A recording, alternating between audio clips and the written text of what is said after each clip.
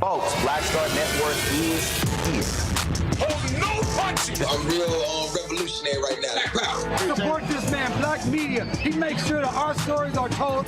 Thank you for being the voice of Black America, Roland. Stay black. I love y'all. All momentum we have now, we have to keep this going. The video looks phenomenal. See, there's a difference between Black Star Network and Black-owned media and something like CNN. You can't be Black-owned media and be scared. It's time to be smart. Bring your eyeballs home. You dig?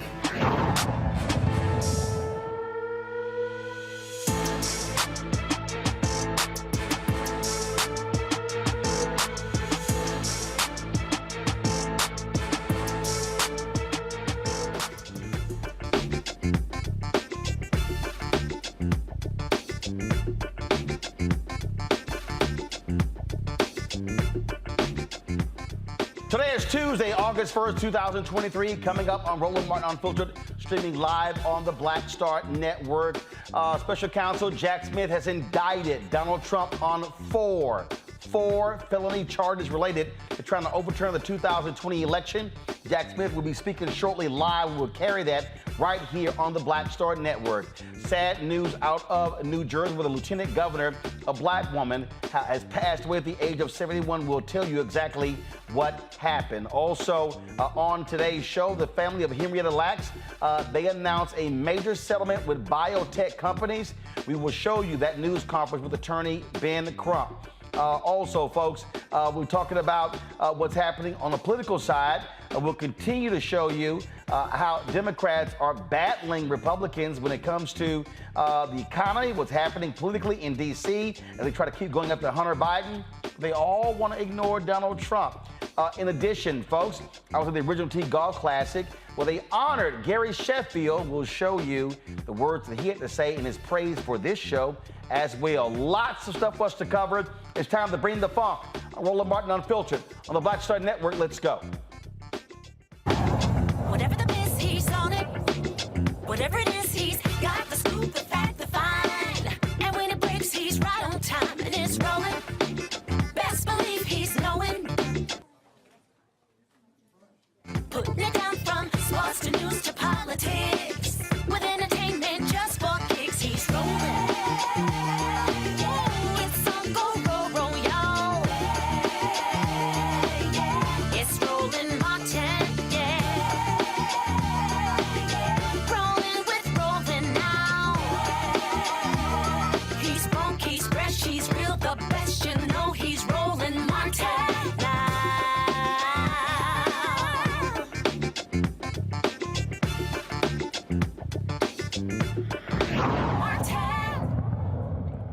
Folks, this is a, let's go, live look at the Department of Justice, where Special Counsel Jack Smith will be speaking shortly.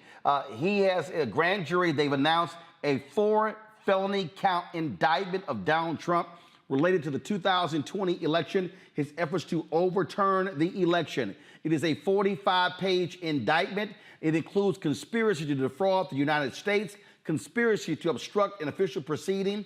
The indictment says Trump, quote, pursued unlawful means of discounting legitimate votes and subverting the election results. Again, this, of course, is the latest indictment of Donald Trump. Smith had already indicted him with regards to the classified documents case, 2 separate indictments. Then, of course, Alvin Bragg out of New York, the Manhattan DA, also indicted Donald Trump with regards to payments made to Stormy Daniels that were, of course, private and off the books, along with Michael Cohen. Now, keep in mind, we're waiting to see for Fulton County DA Fannie Willis in Atlanta when she's going to announce her indictments tied to trying to overturn the election results in 2020. And so this spells significant trouble for Donald Trump. The New York Times has been reporting that his political action committee, they're almost broke. They've got $4 million. They've spent upwards of $60 million on legal fees fighting on all of these fronts. And so Republicans keep defending him. At some point, they're going to have to come to terms with the person who is leading in the Republican polls will be indicted on 3 or 4, potentially 5 separate occasions from 3 different prosecutors. They can keep saying, oh, all this is a political witch hunt. But if you're the party of law and order, ain't that simple to keep trying to throw that out. Our panel right now, Mustafa Santiago Ali, former senior advisor for environmental justice at the EPA. He joins us. Long Victoria Burke, she joins us as well, writing for NNPA.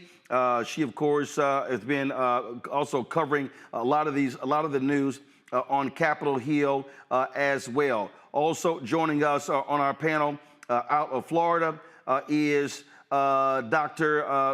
Larry. Glad to have. First of all, I got 2 frat brothers here, so it's always good to have 2 alpha brothers here. Glad to have y'all here. This, of course, is breaking news coming out again. Larry Walker, University of Central Florida. Glad to have all 3 folks here. And so, again, we're waiting for Jack Smith to come out to make the announcement regarding this particular indictment. And I must say, Lauren, it's like Groundhog Day dealing with this guy. Donald Trump has subverted the law. He has gotten away with wrongdoing his entire life. His career started off with him and his dad practicing racism against black people. They were not prosecuted. There was a settlement there. But the fact of the matter is, Republicans can keep trying to say, oh, this is a witch hunt. They're going to have to defend this thug-in-chief and all of these indictments. That's right. I'm actually really surprised that this is happening. I was one of the people, you know, when you've been in Washington and around politics so long, you get cynical. So I'm surprised he was actually indicted for this. It does seem so obvious given all what we know, the video and everything else. What also is noteworthy here, Roland, it seems like there's 6 co-conspirators who were indicted. It's hard to, I've been speed reading, but I can't speed read fast enough to figure out who the 6 are. But one might guess that one might be Rudy Giuliani and another might be John Eastman. It's hard to figure out exactly who those people are, but to see that Jack Smith went that far and wide, that is really impressive. Obviously, he's about to speak. I don't think that's going to go on for very long. But to your point also, the Republican Party is going to have to figure out what it's doing. Is it Chris Christie? Is it Ron DeSantis? Is it somebody who's not in the race yet, like Glenn Youngkin? Who knows? But there's no way that they can have this posture through primaries and everything else. And we know that this poll came out today showing that Joe Biden, President Biden and Trump are even in a poll that came out today. But the Republican Party is going to really have to figure out exactly what it's doing in this situation. I love to see all of the whining, complaining among the right, especially Fox News. Again, they are Trump's biggest defenders. And they are one of the reasons why Republicans don't believe any of this stuff. If you really want to, look at this nonsense.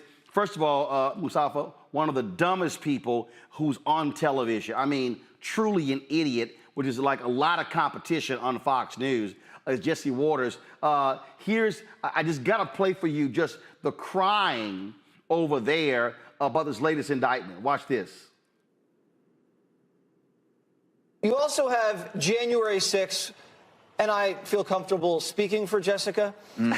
You really shouldn't. Then I won't. I'll speak for the rest of the country that has their head on straight. Not everybody believes January 6th was Hiroshima. Not everybody believes that. No one We thinks talk that. to people on the street all the time. A lot of people don't even know what January 6th was.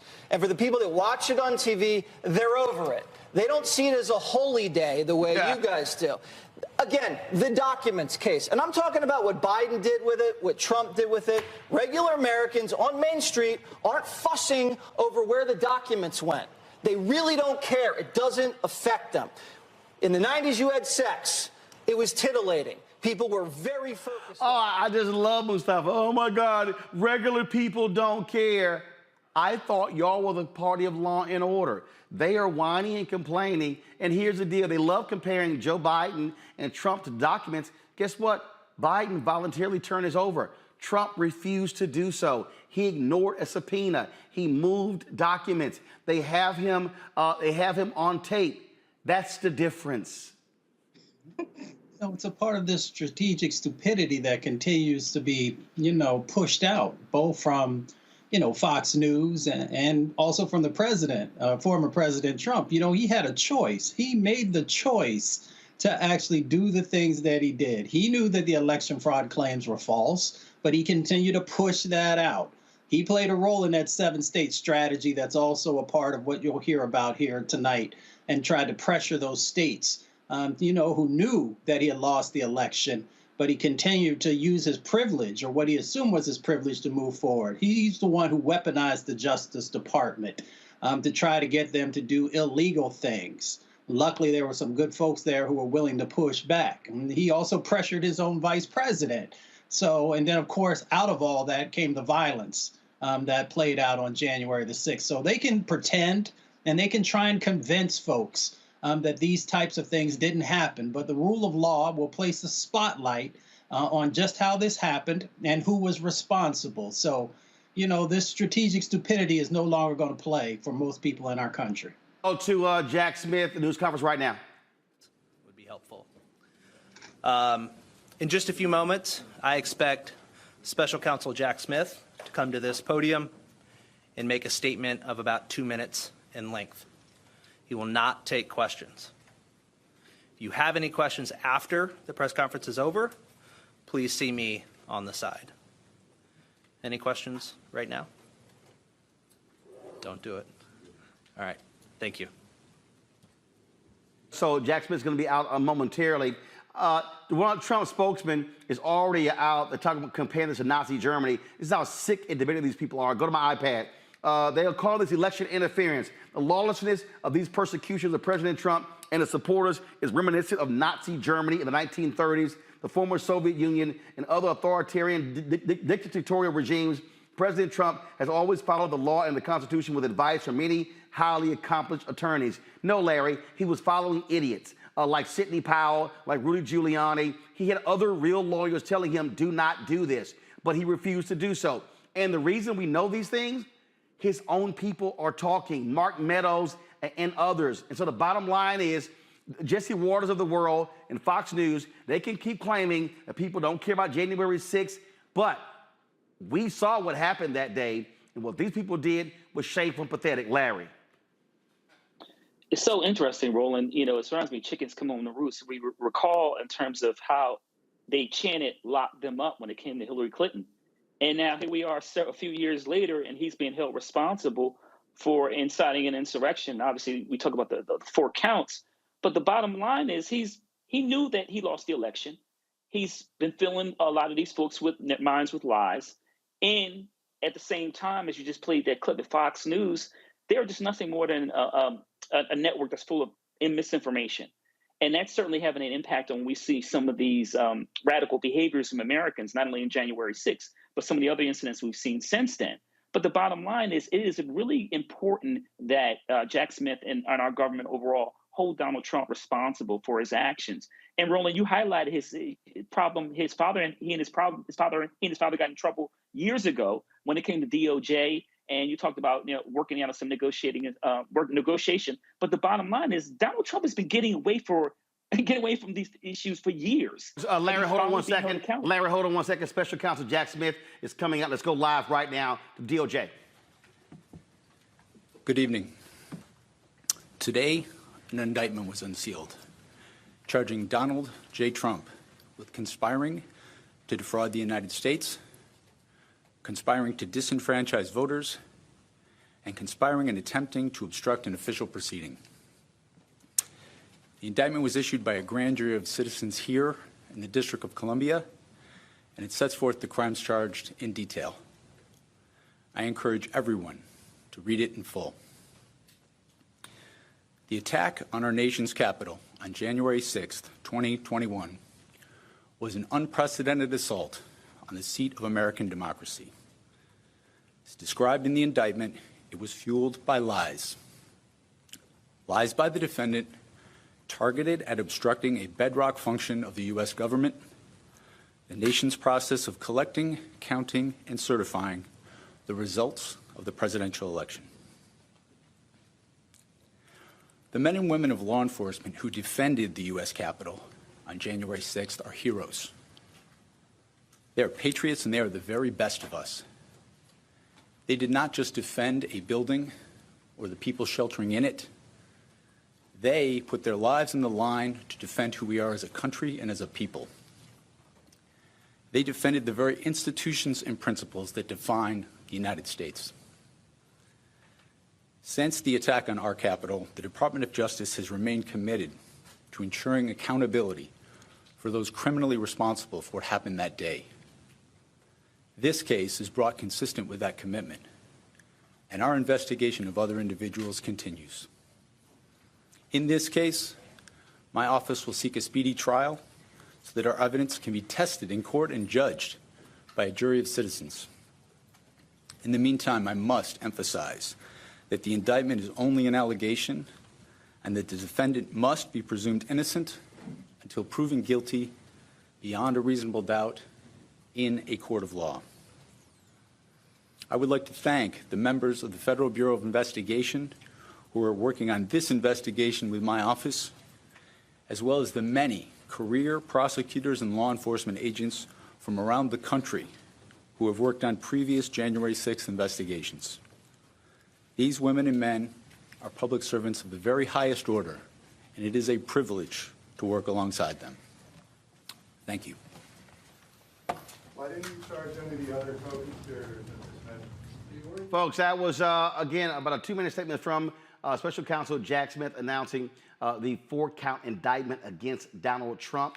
Folks, Judge Tanya Chutkan, who is a D.C. judge, this is who she is. She is going to be the one presiding over this. She has not been kind to folks involved in the January 6th insurrection. And so she is the one who has been assigned this case as well. Again, folks, a 45-page indictment laying out the details of what took place. It says right here, again, the grand jury charges right here, the defendant, Donald J. Trump, was the 45th president of the United States and a candidate for re-election in 2020. The defendant lost the 2020 presidential election. Despite having lost, the defendant was determined to remain in power. So for more than 2 months following Election Day on November 3rd, 2020, the defendant spread lies that there had been outcome determinative fraud in the election and that he had actually won. These claims were false, and the defendant knew that they were false. It goes on, again, over 45 pages, Larry, detailing the lies and the efforts of Donald Trump. It says, point blank, it says, but the defendant repeated and widely disseminated them anyway to make his knowingly false claims appear legitimate, create an intense national atmosphere of mistrust and anger, and erode public faith in the administration of the election. So, Roland, I'm interested in terms of over the next couple of months, what's the argument from the Republicans? I mean, Donald Trump has been collecting these indictments like penny candy from back in the day. And you're like, we're not done because we're still waiting to see what happens in Georgia. But the bottom line, he's responsible for January 6th insurrection.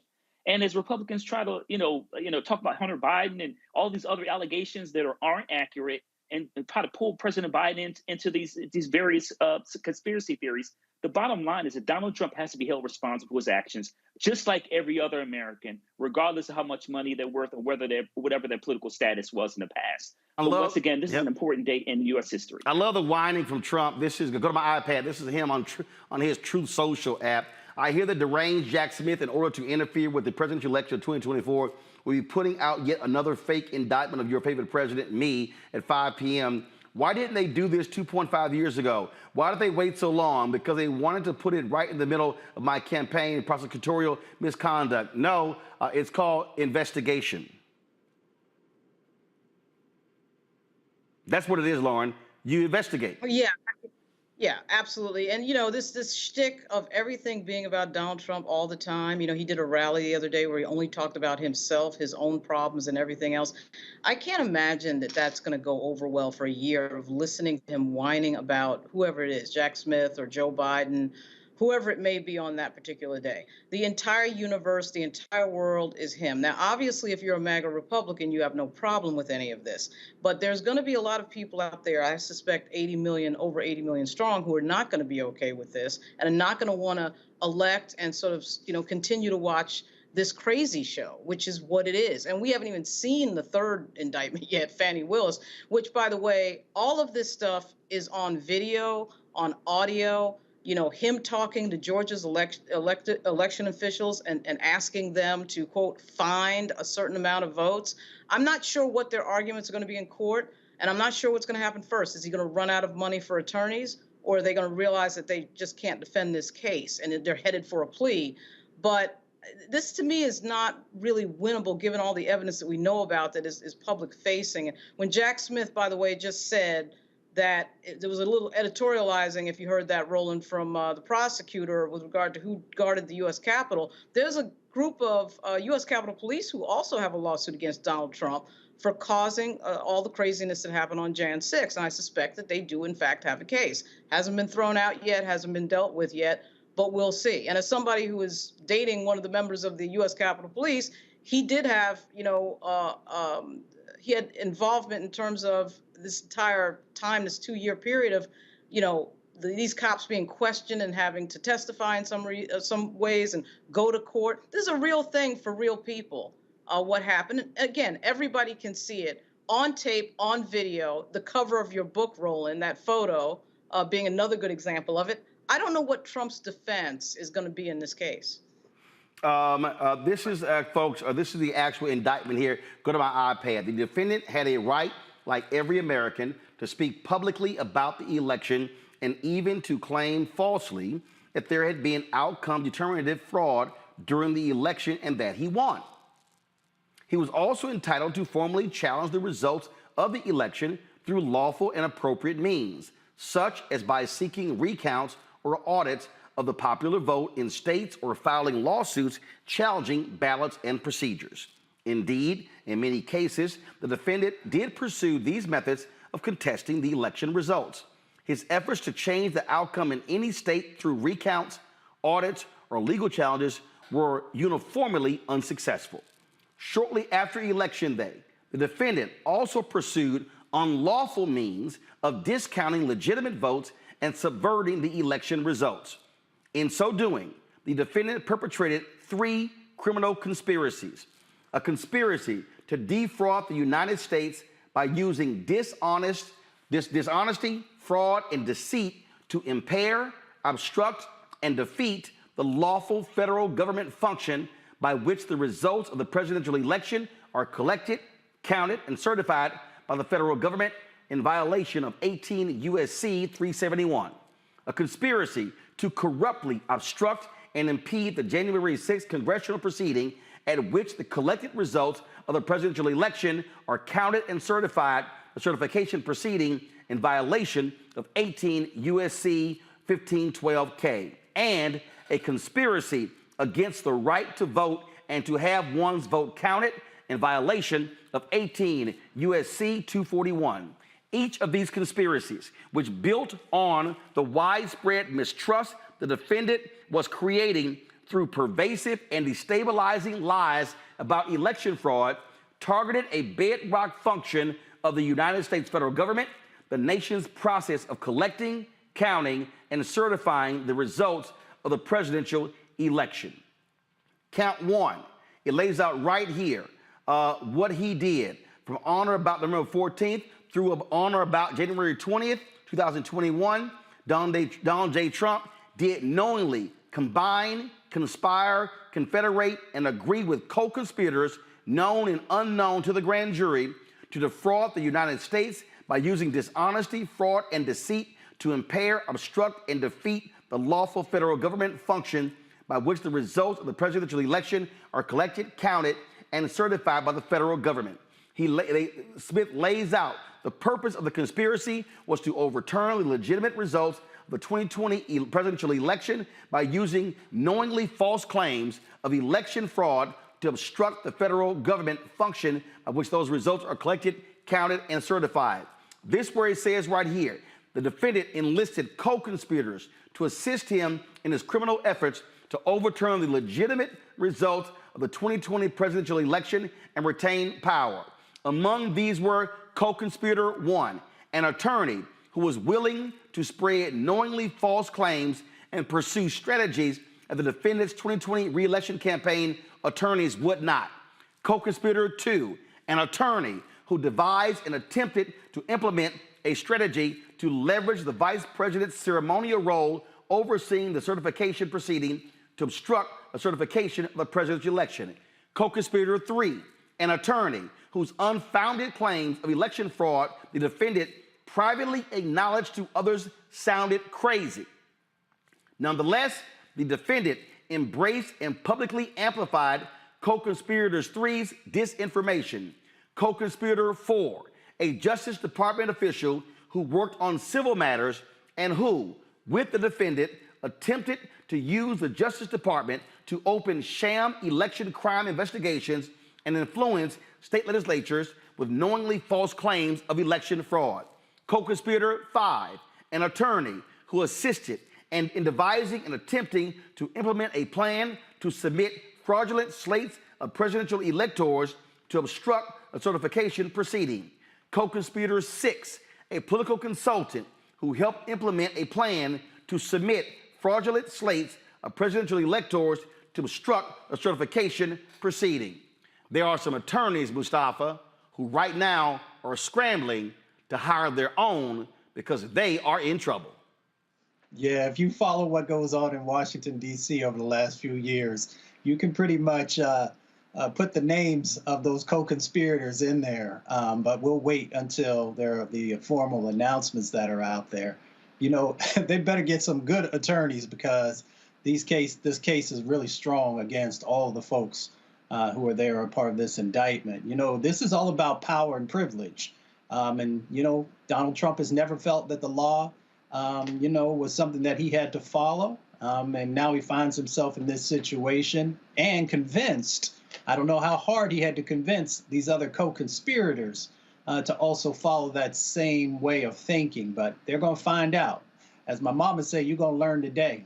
Larry, later in this indictment on page 10, it says on December 1st, co-conspirator one met with the Arizona House Speaker. When the Arizona House Speaker again asked co-conspirator one for evidence of the outcome determinative election fraud he and the defendant had been claiming, co-conspirator one responded with words to the effect of, quote, "We don't have the evidence, but we have lots of theories." Yeah, it doesn't work that way. I feel like I would have to scold him with one of my students in my class. You just can't. If you don't have, you don't have any evidence to support whatever assertions you're making, then they're not factual. But the bottom line is, Roland, this has never been about the facts. This is about maintaining power when they lost the election. And as you talk about, you go through those lists, as my colleague said, we can pretty much guess who these co-conspirators are. And I'm looking forward to have those names formally released. But the bottom line is, they tried to go Arizona. Obviously, we know we talk about the situation in Georgia and this phone call with the Secretary of State there. But in terms of, there was a multi-pronged approach to make sure to really tear apart our country and essentially trying to take power and is authoritarian. But as Jack Smith highlighted in this indictment, we're holding those individuals, including specifically Donald Trump, accountable, because if we don't, then we don't have a true democracy. In this indictment, Lorna, they talk about Arizona, Georgia, Michigan, all of these various states. They lay all of these different things out. You see, they got, on December 4th, co-conspirator 1 sent a text message to the Michigan House Speaker reiterating his unsupported claim of election fraud and attempting to get the Michigan House Speaker to assist in reversing the ascertainment of the legitimate Biden electors, stating, looks like Georgia may well hold some factual hearings and change the certification under Article 1, Section 2 of the Constitution. Explaining that they just don't have the right to it, but that obligation. Help me get this done in Michigan. And it goes on and on and on. If you're Rudy Giuliani and Jack Eastman and Sidney Powell, you are now in the crosshairs of Jack Smith.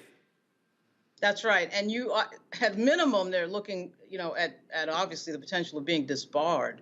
But also, right, to your point, Roland, they will have to, of course, lawyer up.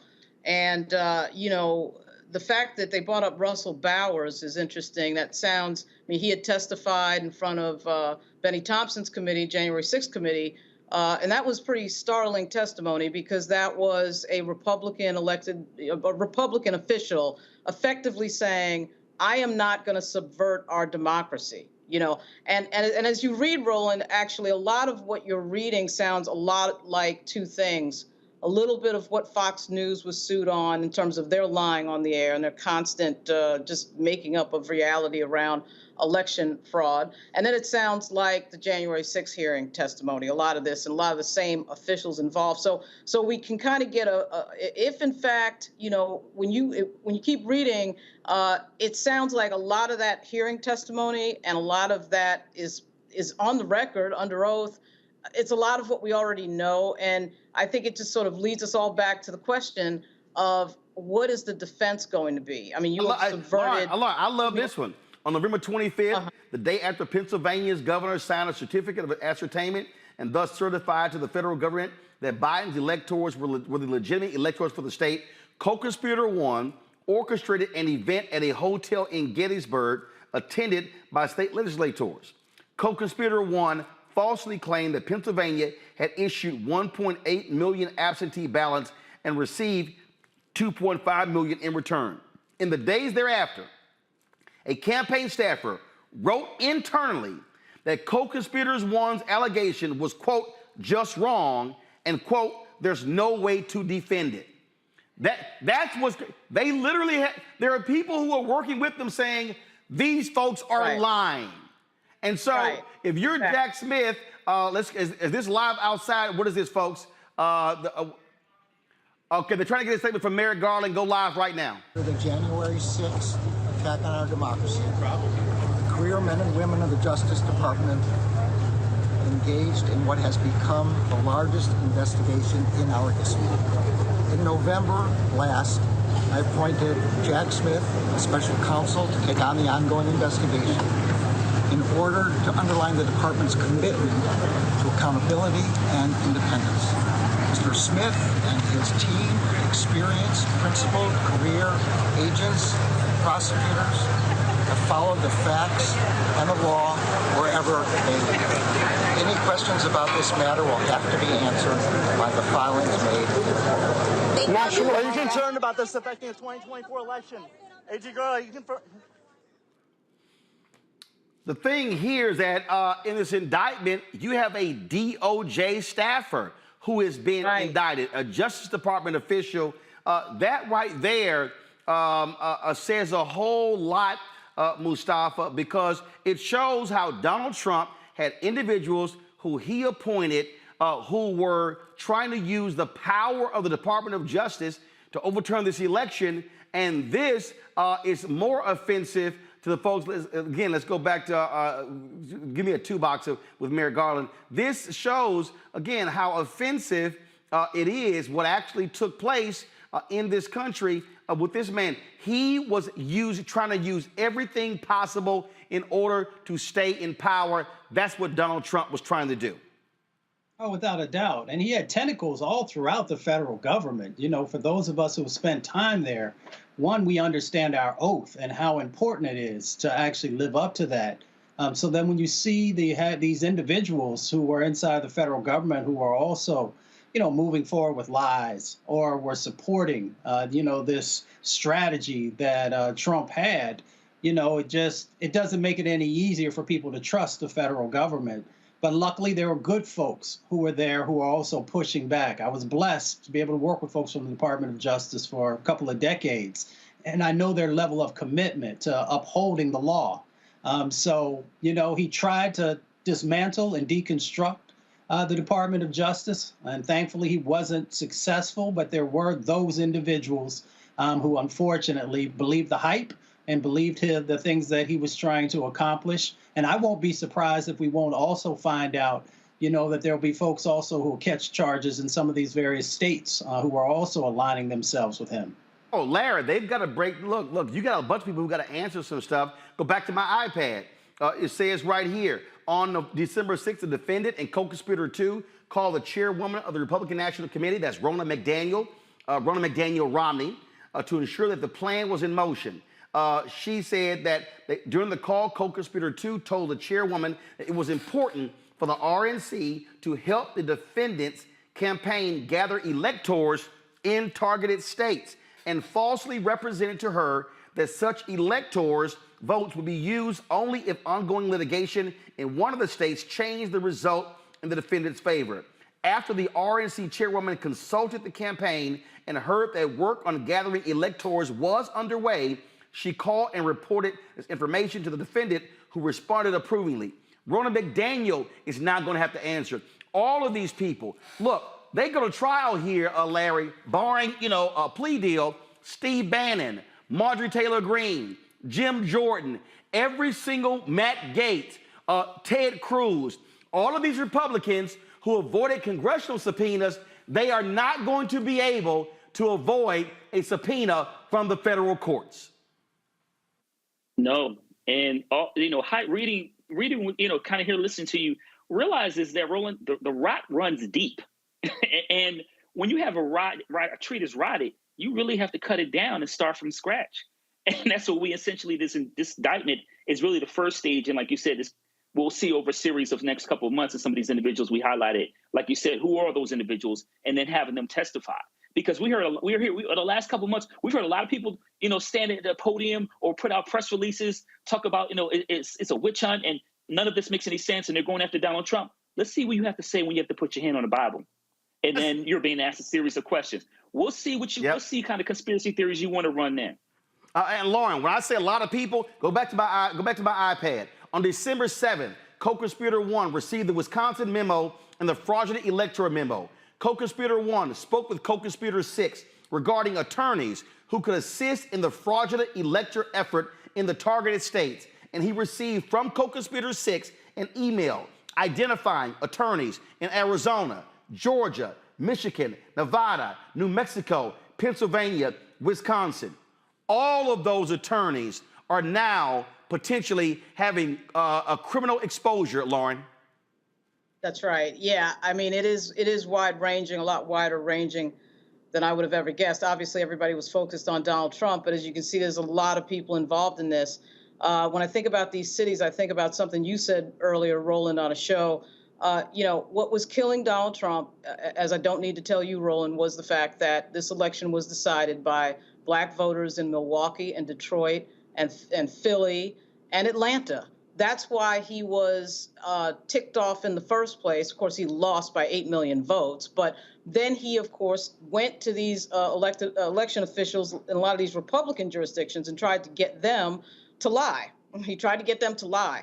And so they weren't going for it. And in fact, it was interesting to see the Republican officials, not only in Arizona, but also in Georgia, resist him on the phone and, of course, resist him trying to, quote, find a certain amount of votes so that he could be declared the winner and declare that there was some sort of impropriety with regard to the collection of votes, none of which was true.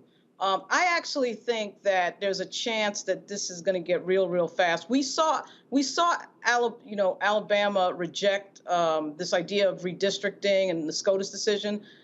Don't think that some of these people won't try to defy the federal government. I actually think they will try to defy the federal government. They've been talking openly about this. And that is their spin right now, that this is all political and not fair. And it wouldn't surprise me if they brought that question to the brink. Here's what's crazy. I'm only 27 pages into the 45 pages of Mustafa. Again, on December 22nd, the defendant met with co-conspirator 4 at the White House. Co-conspirator 4 had not informed his leadership at the Justice Department of the meeting, which was a violation of the Justice Department's written policy restricting contacts with the White House to guard against improper political influence. On December 26, co-conspirator 4 spoke on the phone with the acting attorney general and lied about the circumstances of his meeting with the defendant at the White House, falsely claiming that the meeting had been unplanned. The acting attorney general directed co-conspirator 4 not to have unauthorized contacts with the White House again, and co-conspirator 4 said he would not. That co-conspirator 4 is at the Department of Justice official. And again, here's the deal. You start lying, they could get you on they could convict you on lying alone. And so this thing is about to metastasize. And if you want to see how quickly folks start going, oh crap, I might be headed to prison, Jack Smith is going to start granting immunity to a whole bunch of lawyers who, one, do not want to lose their law licenses, Mustafa, because that means they got no means of income because they won't be able to practice law for the rest of their life. Oh, yeah. Folks going to be cutting deals left and right. If some of them already haven't. You know, my grandmother says when you know better, do better. These individuals, they knew better than to do and to support this foolishness that Donald Trump was trying to move forward on. These election fraud claims that he was just continued to state time and time again, and people actually supporting that stuff, and then strategies around pressuring the states, and then weaponizing of the Justice Department. That goes particularly to what you're talking about one of those co-conspirators. They were playing a role in trying to weaponize the Department of Justice. So, if you're not going to do the right thing, you should never be in these positions. Here's the thing. Most of these folks don't really understand what prison is all about. But I guarantee you, once they hear, those steel doors closing, they'll change. They'll really start to reflect on why they did the things that they did and why did they support this individual, because prison is no joke. Well, first of all, again, y'all, if you go through this indictment, it lays out, just all sorts of nonsense that took place. That was unbelievable. And again, I haven't even got to January 6th. And so let's do this here. We're going to take a break. We're going to come back on Roland Martin Unfiltered to break this thing down. And not just this here, on the same day, folks, as Jack Smith did this here, 2 officials, Republicans in Michigan, were indicted for their role in this fraudulent scheme. We'll tell you about that. You're watching the Black Star Network. Back in a moment. Hatred on the streets, a horrific scene, a white nationalist rally that descended into deadly violence. White people are losing their damn minds. As an angry pro-Trump mob storms the U.S. Capitol, we're about to see the rise of what I call white minority resistance.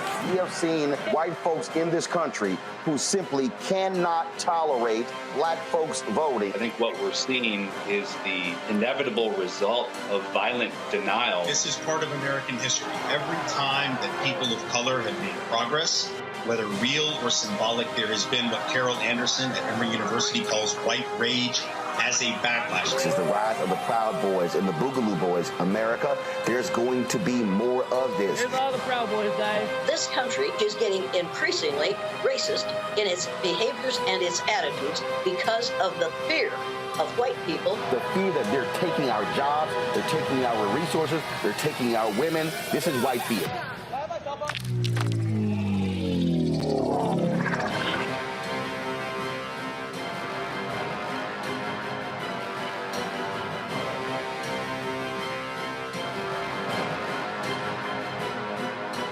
Talk talk about blackness and what happens in black culture, we're about covering these things that matter to us, speaking to our issues and concerns. This is a genuine people-powered movement. There's a lot of stuff that we're not getting. You get it, and you spread the word. We wish to plead our own cause.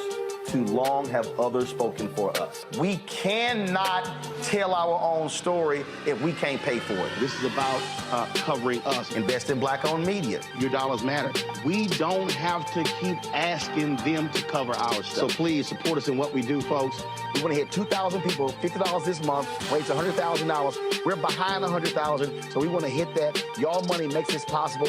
Check some money orders. Go to P.O. Box 57196, Washington, D.C. 20037-0196. The Cash App is $RM Unfiltered. PayPal is R Martin Unfiltered. Venmo is RM Unfiltered. Zelle is Roland at RolandSMartin.com.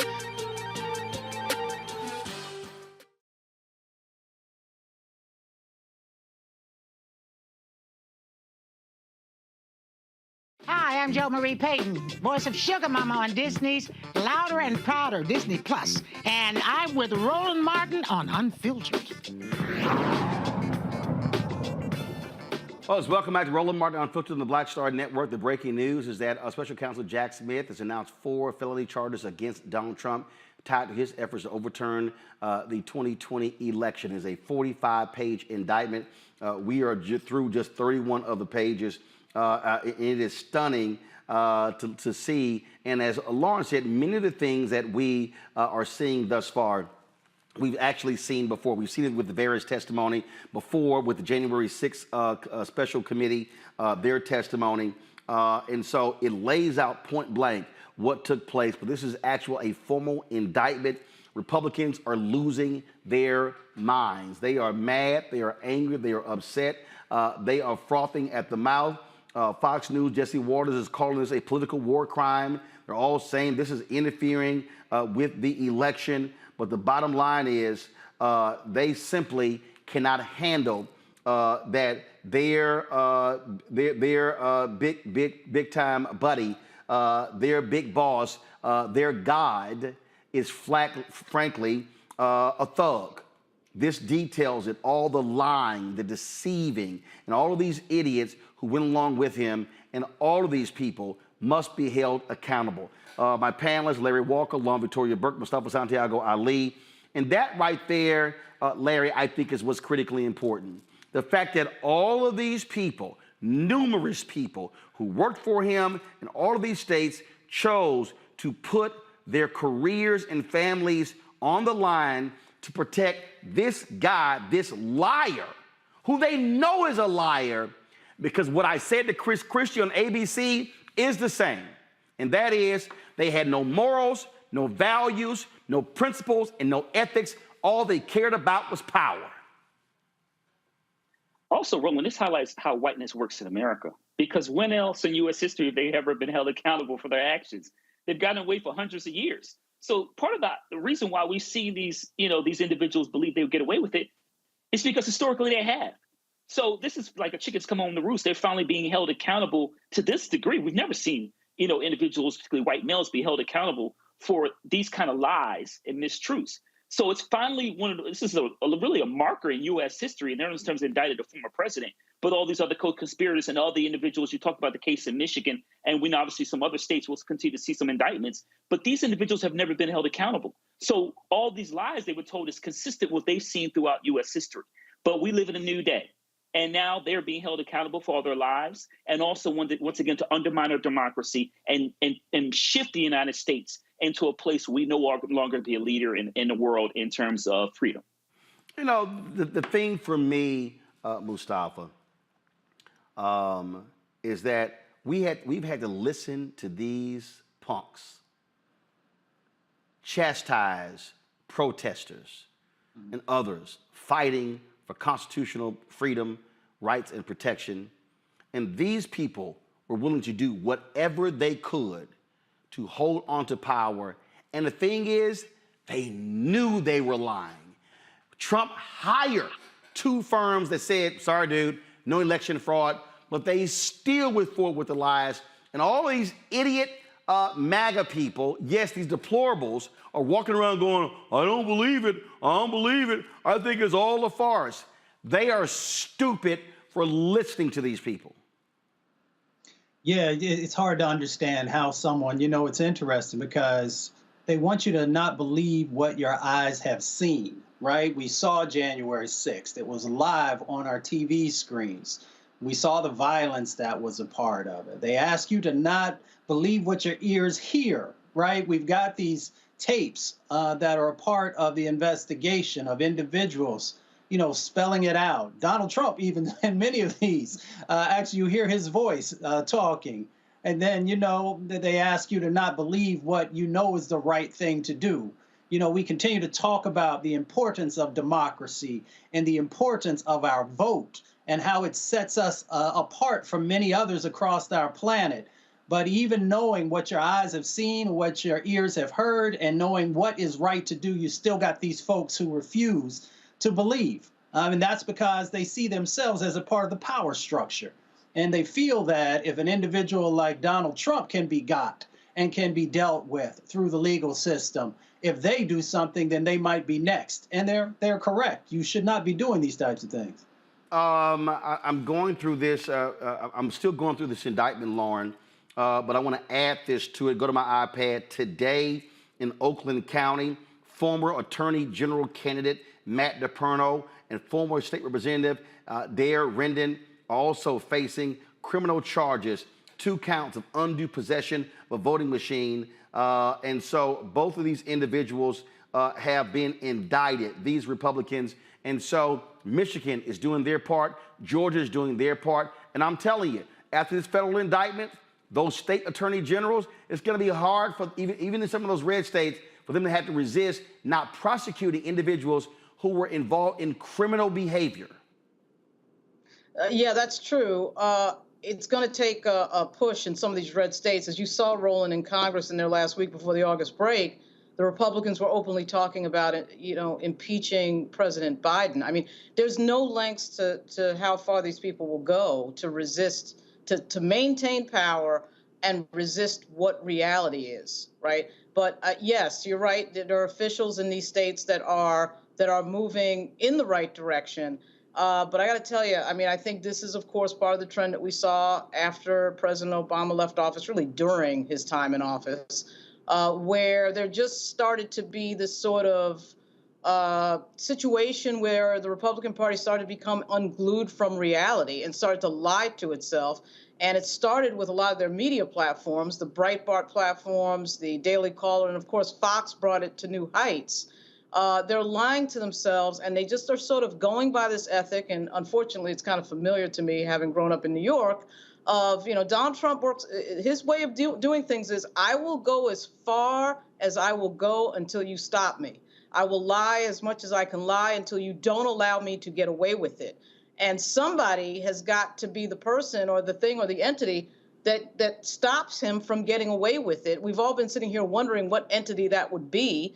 There was open discussion in the White House when he was president from the chair of the Joint Chiefs of Staff about what they would do if this guy got a hold of the nuclear codes, you know, what they would do if he openly subverted the government.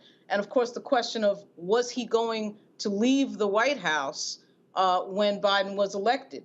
That was all open. I mean, you know, because Trump will go as far as everyone else allows him to go, but they have to be stopped. They have to be absolutely stopped. It's not just going to happen on its own. But here we see the Justice Department, not just the DOJ, not just DOJ in Washington, D.C., but to your point, Roland, in a lot of these states. But this is what I kept trying to explain to people, all these dumb media people. I would say, this man has no bottom. He has no bottom. I'm like, they keep saying, well, when does he reach a bottom? He has none. Yeah, and you know, most folks know I resigned when Donald Trump came in because I knew I couldn't work for him or his administration because I knew what they stood for. And that's the thing that's always curious, is that people are surprised about how low Donald Trump and those who support his belief system are actually willing to go, or how far they are willing to try and push, you know, to break systems, if you will. And the media, unfortunately, got caught up in the hype as well. There were many times that you and others, a handful of others, would actually call out the injustices that he was doing, where others would just kind of go along so that they could get that interview or whatever their particular set of goals were. So we got to decide what our priorities are. And thankfully, we got a Department of Justice that's standing on its priorities, that's living up to its mission. And we're seeing, people being held accountable. But we've also got to have folks in the media who are willing to hold people accountable. Journalism is supposed to be about that, about going after the facts and then holding folks accountable through those facts. So I hope that we never, ever go backwards again like we saw over the 4 years that Donald Trump was in the White House. I'm about to read something here, and again, it is absolutely stunning and shocking that Republicans will be standing in support of this idiot. It says, on January 5th, the defendant met alone with the vice president. When the vice president refused to agree to the defendant's request, so let me be real clear, folks. When Vice President Mike Pence refused to agree to Donald Trump's request that he obstruct the certification, Donald Trump grew frustrated and told Pence that Trump would have to publicly criticize him. Larry, listen to this. Upon learning of this, Pence, the vice president's chief of staff, was concerned for the vice president's safety and alerted the head of the vice president's Secret Service detail. That shows you how far these folks were willing to go. Like you said, there was no bottom. And so we during January 6th, Roland, we saw the video audio, we heard the audio and saw the video of people looking for Mike Pence. And so let's also remember that there was a hangman's noose outside of the U.S. Capitol. So in terms of what, Trump gave his speech and then the insurrection is trying to break into U.S. Capitol, during the day, it was certified votes. Let's make clear about it that Mike Pence's life was in danger among all the other congressional leaders in the United States. And so it's clear that when he met with Pence the day before, he's threatening him. This is some old school New York City mob boss stuff. Threatening him, if you don't do what I'm going to tell you to do, then it's not a veiled threat. Here's a clear threat when it comes to your life. And so It's also why it's so interesting to me that Mike Pence is why he's running for president. He needs to be even more critical about Donald Trump in terms of what he did. Lauren, this is where Senator Ron Johnson of Wisconsin is involved. On the morning of January 6th, an agent of the defendant contacted a United States senator to ask him to hand-deliver documents to the vice president. We know that's Ron Johnson. The agent then facilitated the receipt by the senator's staff of the fraudulent certificates signed by the defendant's fraudulent electors in Michigan and Wisconsin, which were believed not to have been delivered to the vice president or archivist by mail. When one of the senator's staffers contacted a staffer for the vice president by text message to arrange for delivery of what the senator's staffer had been told were alternate slates of electors for Michigan and Wisconsin, because archivists didn't receive them, the vice president's staffer rejected them. That is Senator Ron Johnson of Wisconsin. Right. And, he's not alone, right? I mean, we have several members of Congress who would not surprise me reading this thing should be popping up because, of course, we had the Marjorie Taylor Greene tour and all sorts of involvement and sort of implications with regard to wanting to be pardoned later, which talk about consciousness of guilt. So it doesn't surprise me that Ron Johnson is in there. And to the point where it really is going to be interesting to see how far the Justice Department is going to go in trying to get after some of these members of Congress, which is a long overdue issue. Not just with the contact that they had with President Trump, former President Trump, but also the things that happened after, where they had supported this fraudulent idea that there was something wrong with the elections. The question is going to become: do we have enough Never Trumpers around to push that message? Because to the points made before, the media is really failing at a moment we really don't need the media to fail. We need the media to call a thing, a lie, and say things in plain language. When people are lying, the media needs to say that they're lying and not get wrapped around the axle about whether or not we should be saying the word lie. It is good, I guess, to see people like George Will and Rick Wilson and Steve Schmidt stand up, Republicans stand up and be pushing against this. But there's not enough of them. And it's scary to watch some of these people who still stay with Donald Trump, even in these moments where we have obvious evidence. This is not testimonial evidence from people that they spoke to. These are things that have been recorded. Members of Congress, in many cases, who were in the U.S. Capitol when it was attacked and still supporting Trump, which is insane. Roland, what page is the Pence thing that you referenced? What page was that? Got to go up. That was it was 38, 39, something like that. I mean, it is remarkable, again, reading this. A lot of this stuff we've heard before. But I also want people to understand this, Mustafa. We talk about elections matter. If people did not vote, let me be very clear to everybody who's watching and listening. If people did not vote the way they did in this election, these thugs would still be in power. These people, if they went to this extent to try to steal this election, what would they have done if they remained in power? Which also says to us, Mustafa, what are they going to do if they maintain power, if they get it back? We already know right now they are literally meeting and planning to completely upend the entire federal government if they take power. New York Times, Siena, out with a poll today that shows the race is virtually tied. Now, there are not factors involved in that. It has 10% of support for RFK Jr., Marianne Williamson, and others. But I need people to understand who think that, oh, this is no big deal. If you read the 45-page indictment and understand that if these people are allowed back at 1600 Pennsylvania Avenue and in control of DOJ and the Pentagon and the entire federal apparatus, the hell that these people will reign on this country cannot be overstated.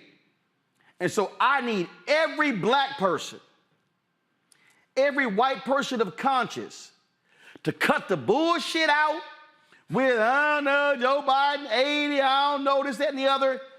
These people, none of them can be allowed anywhere near the levers of power, and every single vote imaginable must be cast to ensure they never win next year. Yeah, without a doubt. I was thinking about this earlier as I was going through some of the documents and just really reflecting on this moment that we find ourselves in and how important our vote is. You see that they've been very clear. And I want to bring also some of these senators and others on Capitol Hill into this, because they have been very clear about trying to weaken and dismantle the Department of Justice. Now, the Department of Justice, in the entire history has not always been favorable to our communities, but we have some really great folks who are there right now who would not be there if you hadn't voted in the numbers that you did. As you think about your future, all these federal agencies play an incredible role in helping to move resources to our communities, especially when we have individuals who are there who understand the dynamics that are playing out in our communities, both the impacts and the sets of opportunities, but it is all tied to your vote. If we do not vote once again, and our allies in significant numbers, then you're going to have individuals who are literally going to be taking wealth out of your pocket, that are going to be impacting your health and are going to weaken this country for decades to come. I simply cannot overstate, Larry, how crucial it is for every black person who is eligible to vote to get registered and cast a ballot for Biden-Harris. Let me be perfectly clear. All y'all people out there, y'all listening to all these so-called new black media people and their bullshit, and that's exactly what it is. We can be making demands, must be doing so. But if you look at what these people tried to do, and I rattle off, they had attorneys in multiple states. They were pressuring fellow Republicans in Arizona, Pennsylvania, Georgia, Michigan, all these places. What these people plan to do, they right now, Axios reported this months ago, the New York Times reported it last month, the Heritage, all of these people right now, Larry, are meeting off-site. They are literally putting together an entire game plan that if they win, if Trump wins, they want to come in and fire thousands of federal workers. They want to grab power over agencies. People are sitting here, man, you trying to scare us. You had damn well better be scared to death if Donald Trump and his imps, these evil people, are allowed to win. And yes, they actually can win because his supporters are fired up and will love nothing better for that crook to be back in the White House. Roland, you highlighted it. We can't afford it because it'd essentially be political endgame. And earlier in the show, I talked about protecting our democracy and the importance of doing so. But you're right. In New York, you talked about it, New York Times and other publications that talked about the plans they've already have in place. They're going to try to cheat their way to win the White House in 2024 and win the Senate and maintain control of the House. That's the ultimate goal, because they can't have a discussion on the policy issues. They can't talk about the drop in inflation, unemployment, or some of the other. They don't want to talk about women's reproductive rights. They can't win on any of those issues. So the only way they can possibly win next year is by cheating. And you're right, Roland. All these think tanks and individuals with big pockets have been meeting, planning out a way to steal the election in 2024. One last point I want to make, Roland, is the importance of your platform. We have a conversation right now among 4 black folks talking about this issue. Anyone watching this show, you can't find this anywhere else. And this is why your platform is so important, Roland. And I see some of you fools on my YouTube channel. Anybody out there who is saying, forget Biden-Harris, vote for RFK, go to my iPad, Henry. This who is funding the campaign of Robert F. Kennedy Jr.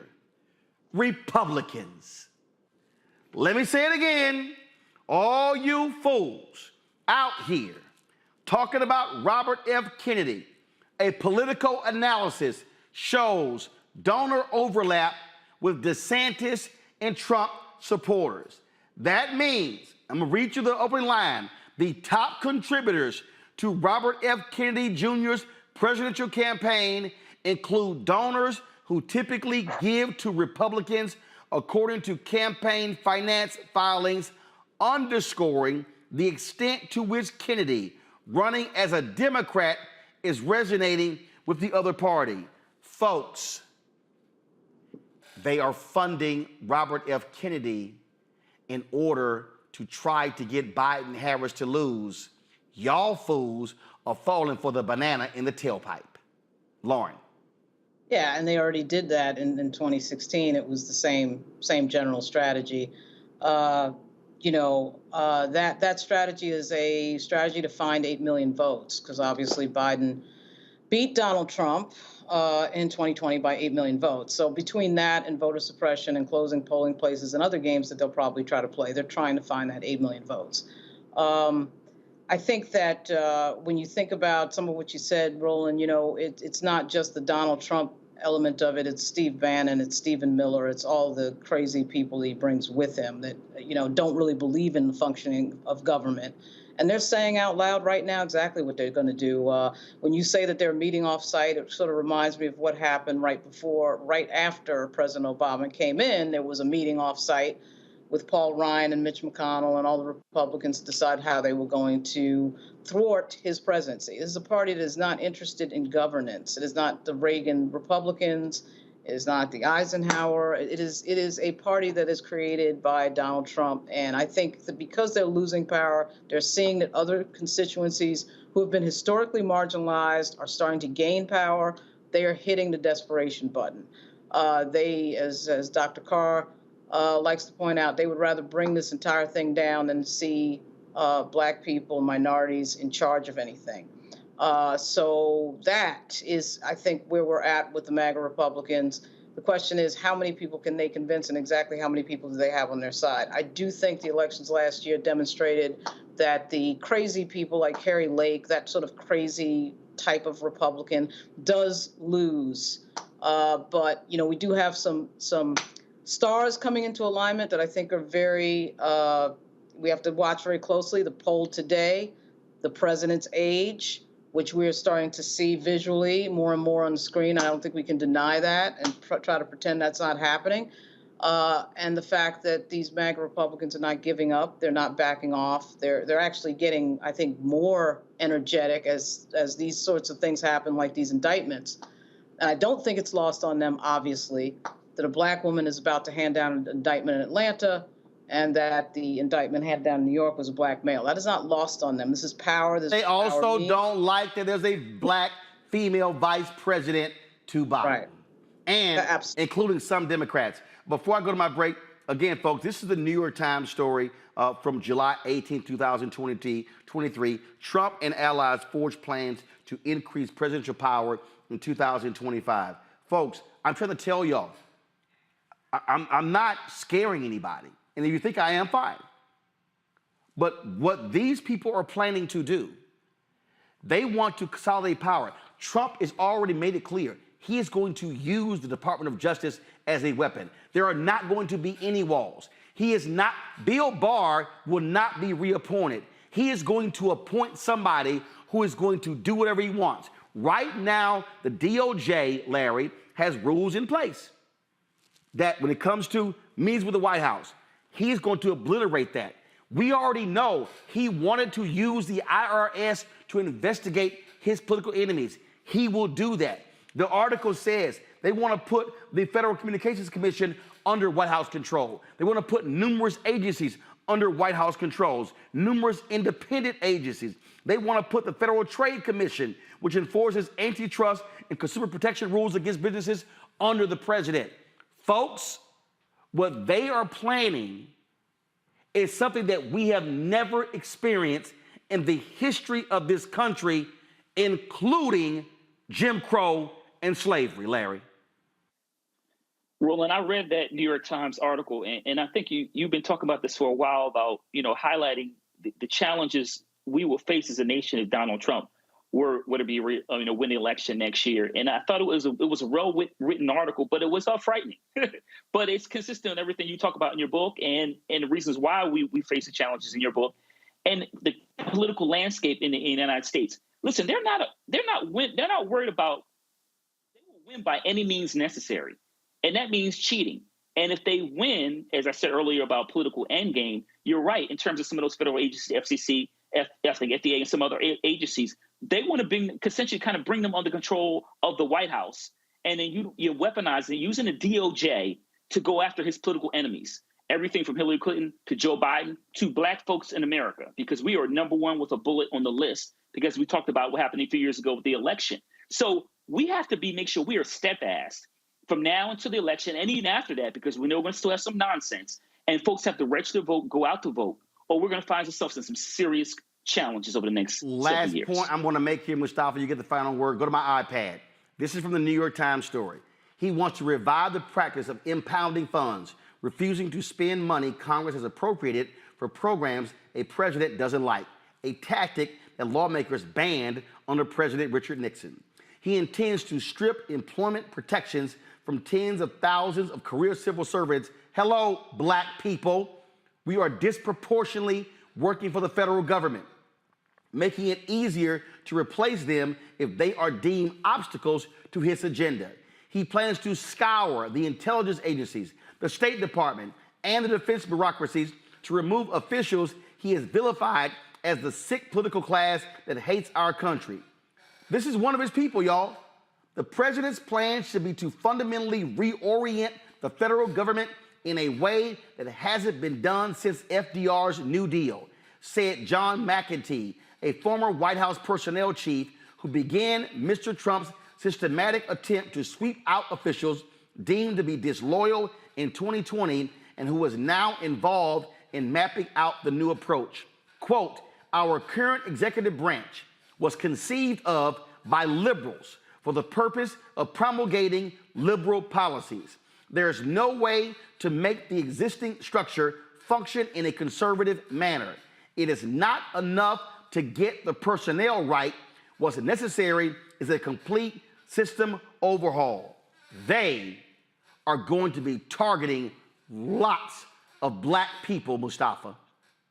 Yeah, you know, I would encourage people to go out and read. Read the dictators and despots of the past. You'll see a lot of these things that were part of the structures and the systems that they put in place. And if you want to bring it home, you know, take a look at what happened in South Africa during the apartheid system. Many of these things that you see of stripping away people's ability to learn and to be able to honor your own culture and to not have power and to have resources taken away was a part of that apartheid system. So this has an apartheid-esque sort of framing to it as well, if you want to look at it about the impacts that'll happen inside of our communities. But if you don't read and if you don't research, you won't understand these dynamics that are playing out right before your eyes. They're playing out before our very eyes, and I'm telling you, and I'm going to be pounding this between now and Election Day. Black people, this is no time. And not just black, there are other people who watch this show as well who are not black. So black and non-black people, now is not the time for BS. Now is not the time for games. We must make demands of Biden and Harris. We must hold them accountable. But the most important thing, these evil people cannot come near the White House. If the Republicans choose to vote and give the nomination to Donald Trump, they can do so. It is our job to do everything to deny him that. And I'm talking about seeing black voter turnout not at 55 or 60 or 65 and 70. I'm talking about 85, 90, 95, because there is a bullseye on the back of every black person. And let me just give y'all a reminder. Michael Singleton, who is a Republican, when these same Republicans saw some critical comments he made of Trump, they walked him out of the housing and urban development, even though he was working on the campaign of Ben Carson. Let me tell you that again. A black Republican, they fired him and walked him out of the building. You think if they did that to a black Republican who worked on the campaign of Ben Carson and they fired him in the agency that Ben Carson was running, what the hell do you think they're going to do to the rest of the black people? Can I go to a break? We come back. We're going to talk about Henrietta Lacks, a major settlement for her family as it relates to her sales that made billions for biotech companies. You're watching Roland Martin Unfiltered right here on the Black Star Network. Support us in what we do, folks. Your dollars make it possible. You're not getting this from any other source, no other black-owned news source in the country. Please contribute to this show right now. Send your check and money order, P.O. Box 57196, Washington, D.C., 20037-0196. Folks, you can give via Cash App. Our goal is to get 20,000 of our fans contributing on average $50 each. That's $4.19 a month, 13 cents a day. We have to have our own news to discuss these type of issues. Cash App, $RM Unfiltered. That's the only Cash App I have, $RM Unfiltered. PayPal, R Martin Unfiltered. Venmo, RM Unfiltered. Zelle, Roland at RolandSMartin.com. Roland at RolandMartinUnfiltered.com. We'll be right back. On the next Get Wealthy with me, Deborah Owens, America's Wealth Coach, the studies show that millennials and Gen Xers will be less well off than their parents. What can we do to make sure that we get to children younger and that they have the right money habits? Well, joining me on the next Get Wealthy is an author who's created a master playbook. Be willing to share some of your money mistakes, right? If that's what you have to lean on, start with the money mistakes that you have made, but don't just tell the mistake, right? Tell the lesson in the mistake. That's right here on Get Wealthy, only on Black Star Network. Up next on The Frequency with me, Dee Barnes, our special guest, Alicia Garza, one of the founders of the Black Lives Matter movement. We're going to discuss her new book, The Purpose of Power, How We Come Together When We Fall Apart. We live in a world where we have to navigate, when we say something, people look at us funny, but when a man says the same thing, less skillfully than we did, right? Right. And everybody flocks towards what they said, even though it was your idea. Right here on The Frequency on the Black Star Network.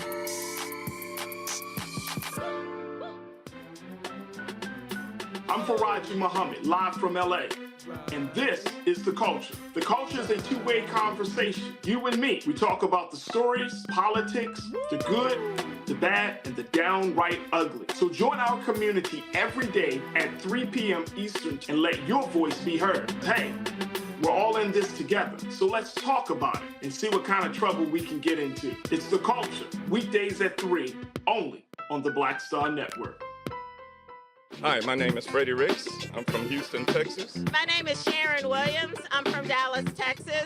Right now, I'm rolling with Roland Martin, unfiltered, uncut, unplugged, and undamn believable. You hear me? After years of court battles, a settlement is finally reached in the Henrietta Lacks lawsuit with Thermo Fisher Scientific. Thermo Fisher Scientific is one of the many biotechnology companies that benefited from Lacks' cells that were taken without her consent by doctors at Johns Hopkins Hospital in 1951. Her cells, known as the Sheila cells, became the first human cells successfully cloned and went on to revolutionize medicine. Today, the family of Henrietta Lacks and the attorney Ben Crump held a news conference to announce the significant settlement, a confidential settlement. And so we are celebrating the life, and the settlement is a great announcement, but it's a bigger announcement that we continue to celebrate Henrietta Lacks. I want to read a statement that is the only thing we will say about this settlement and Thermo Fisher. Members of the family of Henrietta Lacks and Thermo Fisher have agreed to settle the litigation filed by Henrietta Lacks' estate in the United States District Court of Baltimore, Maryland. The terms of the agreement will be confidential. The parties are pleased that they were able to find a way to resolve this matter outside of the court and will have no further comment about the settlement. So we won't be talking about the settlement, but we will talk about terms. Thank you, Attorney Shear. What is very important to this family, what has always been important to this family, right, Ron, was that the family will get to define the legacy of their grandmother. That's what Alfred and Kim have been fighting for all these years. Mr. Lawrence Lacks, the last Henrietta Lacks, right now is battling some health issues, but went to his children, Ron Lawrence, his nephews and nieces, and talked about we have to find the legacy of Henrietta Lacks. He fought his whole life to try to get justice for his mother. So we are very, very elated that in his lifetime, he got a chance to go into a court of law to plead the case for his mother, to say that his mother was not insignificant, that his mother, Henrietta Lacks, was not illiterate, that his mother, Henrietta Lacks, was not inferior. In fact, she was extraordinary. On this birthday, America should acknowledge that she was extraordinary in every way.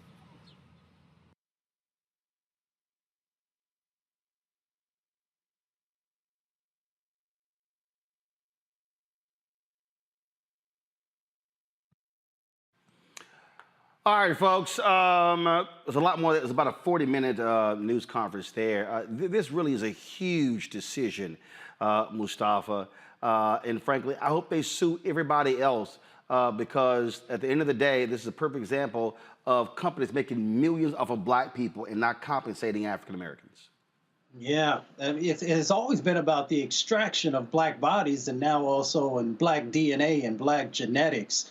So yeah, folks who have been making billions, literally, dollars off of us and our body parts. So yes, I hope that they make sure the family gets every dollar that's coming to them. Because if you go back and look through history, if you look at black soldiers, they medical tested on us with the various types of gases and chemicals that they were using. If you look at black prisoners, they also tested us for asbestos. If you look at black women, we saw both in slavery and afterwards how they actually did experimentation on our sexual organs and a number of other dynamics. So this is a part of a long history of the extraction of our DNA and of our body. And it's time that people, one, make sure it never happens again, but also that people receive the payment that should be a part of that pain that has followed our folks since we first came on these shores.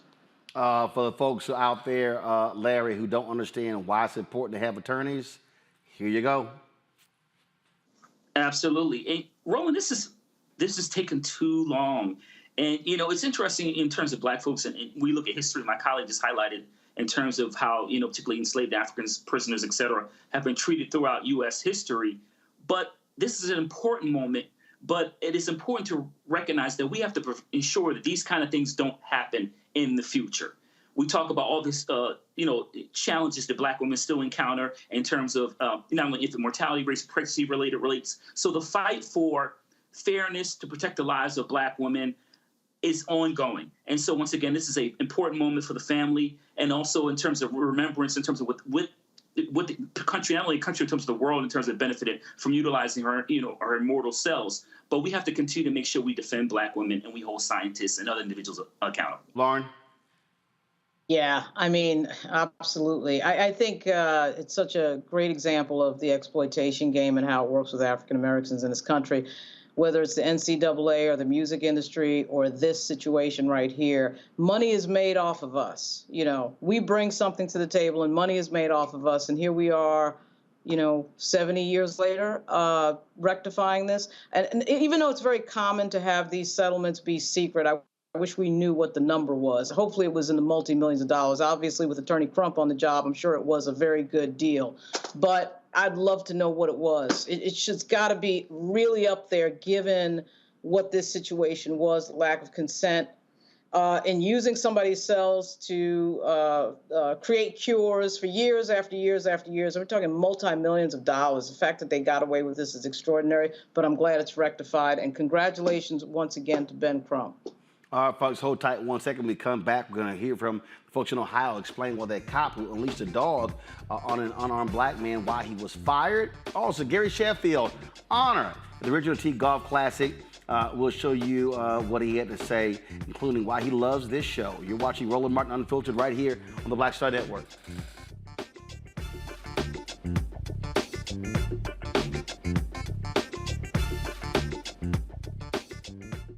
talk about blackness and what happens in black culture, you're about covering these things that matter to us, speaking to our issues and concerns. This is a genuine people-powered movement. There's a lot of stuff that we're not getting. You get it, and you spread the word. We wish to plead our own cause. Too long have others spoken for us. We cannot tell our own story if we can't pay for it. This is about covering us. Invest in black-owned media. Your dollars matter. We don't have to keep asking them to cover our stuff. So please support us in what we do, folks. We want to hit 2,000 people, $50 this month, raise $100,000. We're behind $100,000, so we want to hit that. Y'all money makes this possible. Check some money orders. Go to P.O. Box 57196, Washington, D.C. 20037-0196. The Cash App is $RM Unfiltered. PayPal is R Martin Unfiltered. Venmo is RM Unfiltered. Zelle is Roland@RolandSMartin.com. On a next, A Balanced Life with me, Dr. Jackie. How are you being of service to others? Doing for someone beside yourself is such a big part of living a balanced life. We'll talk about what that means, the generation that missed that message, and the price that we're all paying as a result. Now all I see is mama getting up in the morning, going to work, maybe dropping me off at school, then coming back home at night. And then I really didn't have any type of time with the person that really was there to nurture me and prepare me and to show me what a life looked like and what service looked like. That's all on a next, A Balanced Life with me, Dr. Jackie, here at Black Star Network. My name is Lena Charles, and I'm from Opelousas, Louisiana. Yes, that is Zydeco capital of the world. My name is Margaret Chappelle. I'm from Dallas, Texas, representing the Urban Trivia Game. It's me, Sherry Shepard, and you know what you watch. Roland Martin on Unfiltered.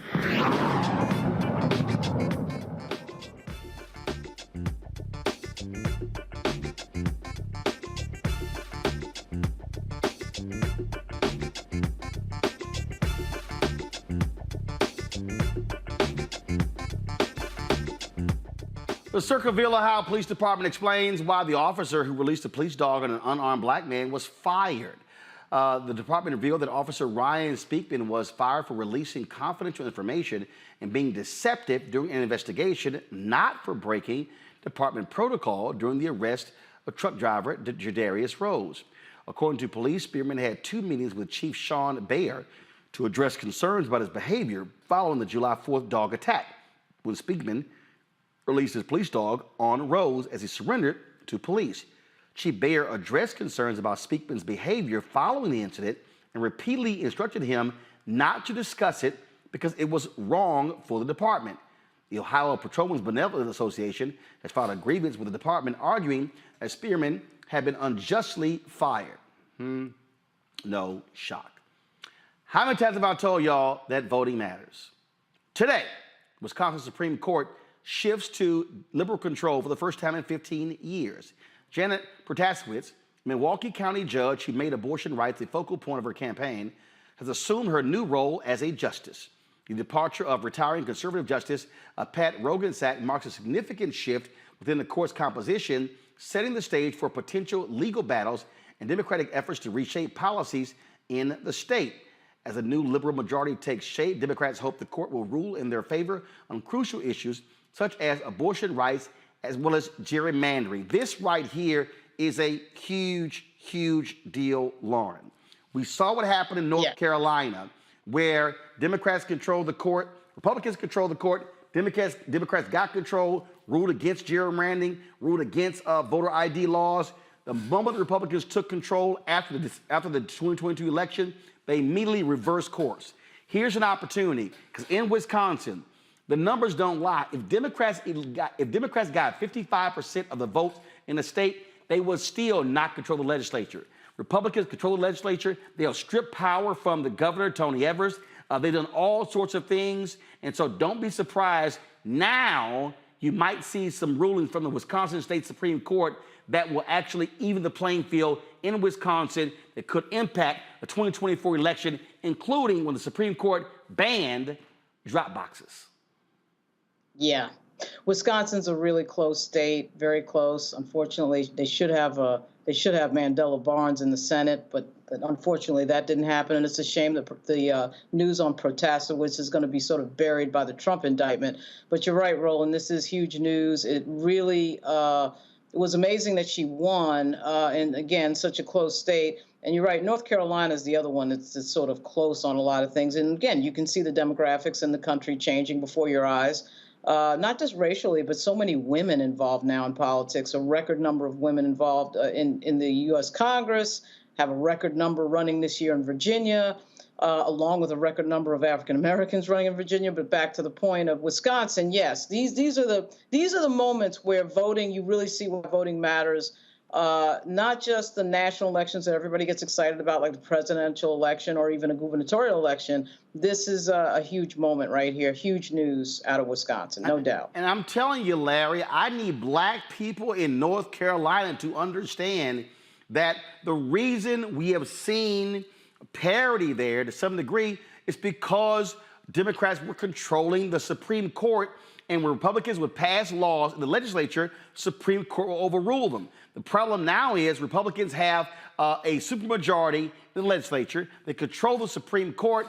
They can overrule the governor. And so I need people to stop thinking that, well, if you elect somebody who's the governor or the legislature, you got to control the courts.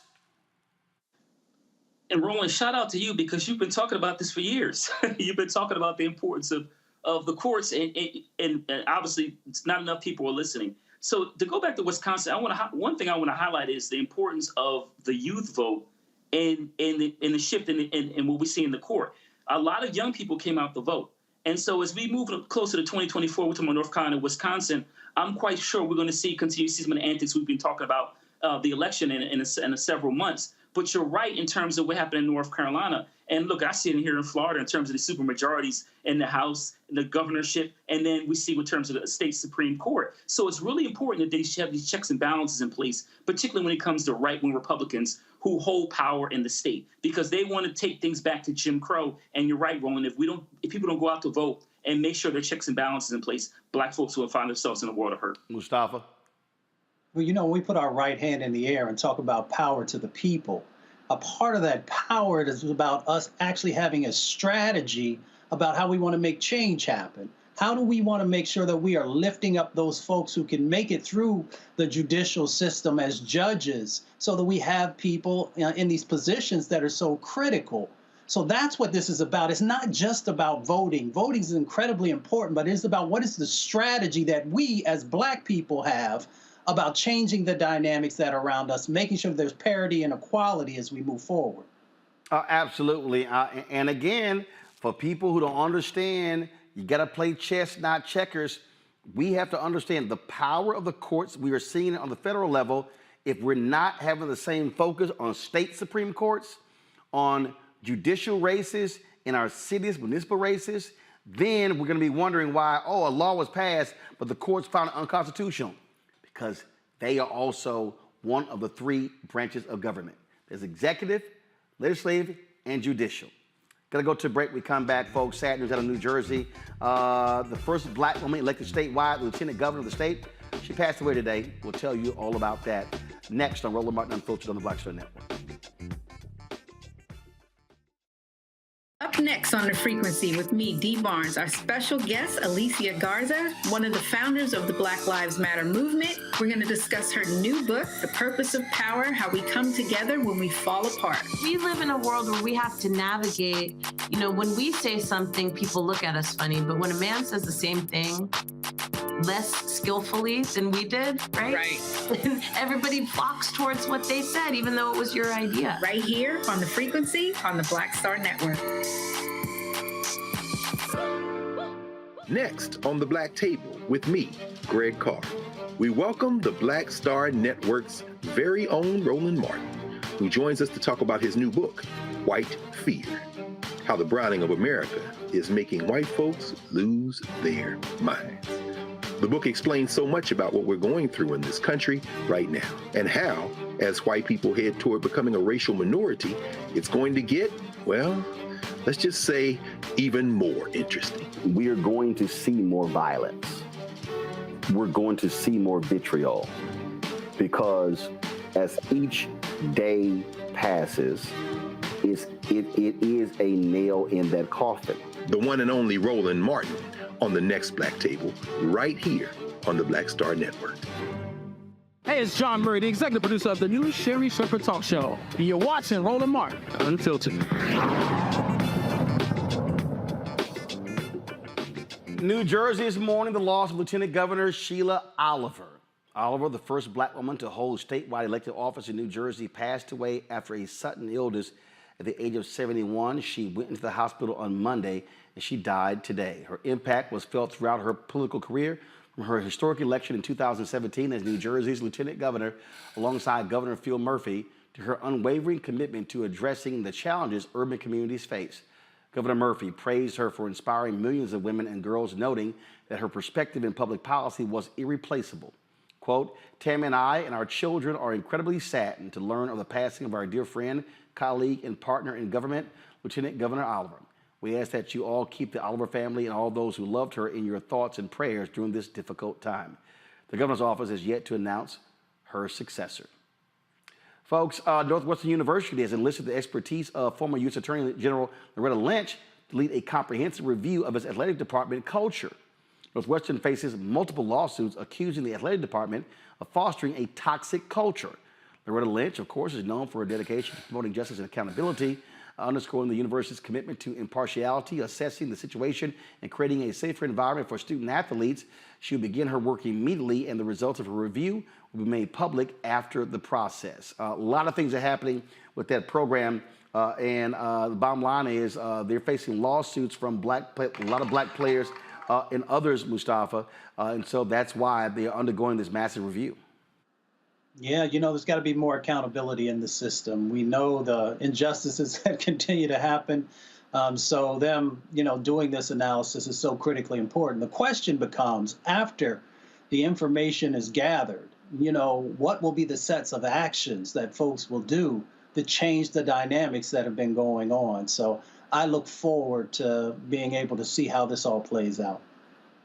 It is something that is really important, folks. An Oklahoma man is going to spend time in prison for a racially motivated hate crime against a black man. Devon Wayne Johnson and his co-defendant Brandon Wayne Killian physically assaulted Jarrett Carolina and his white friend in January last year in Shawnee, Oklahoma. Johnson and Killian punched, kicked while spitting, stomping, and yelling racial slurs until Carolina was unconscious. The federal grand jury hit Johnson and Killian with a hate crime, alleging that the assault was solely based upon the man's race and color. Johnson has been sentenced to 10 years in prison, following by 3 years of supervised release. He's also been ordered to pay $68,000 in restitution. Killian is expected to be sentenced on August 14th. That, Lauren, is another win for Kristen Clark and the Civil Rights Division of the Department of Justice.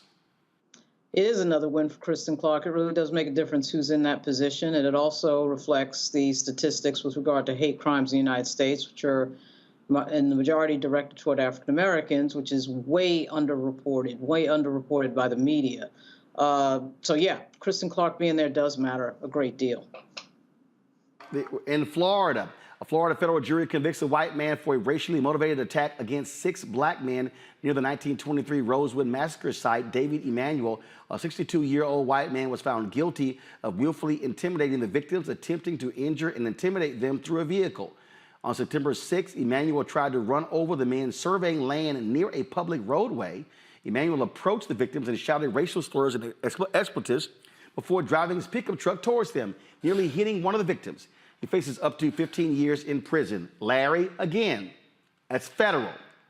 This is again why it's important who we elect in the White House that determines whether you're going to have an aggressive DOJ prosecuting hate crimes.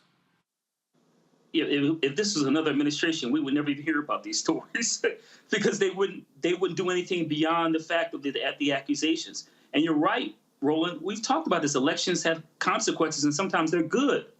And this is an example. We've hailed Kristen Clark not only today, on many occasions on your show, but it's really important because we've known also, Roland, over the last several years, we've seen a dramatic uptick in these racist attacks. So it's really important, whether you talk about African Americans, Asian Americans, et cetera, that DOJ continues to stand by the rule of law and protect U.S. citizens. Indeed, indeed. All right, folks. Hold tight 1 second. I got to go to a break. We come back.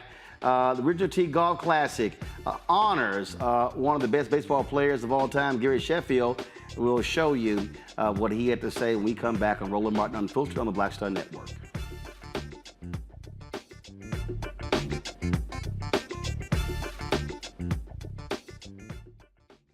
Hatred on the streets, a horrific scene, a white nationalist rally that descended into deadly violence. White people are losing their damn minds.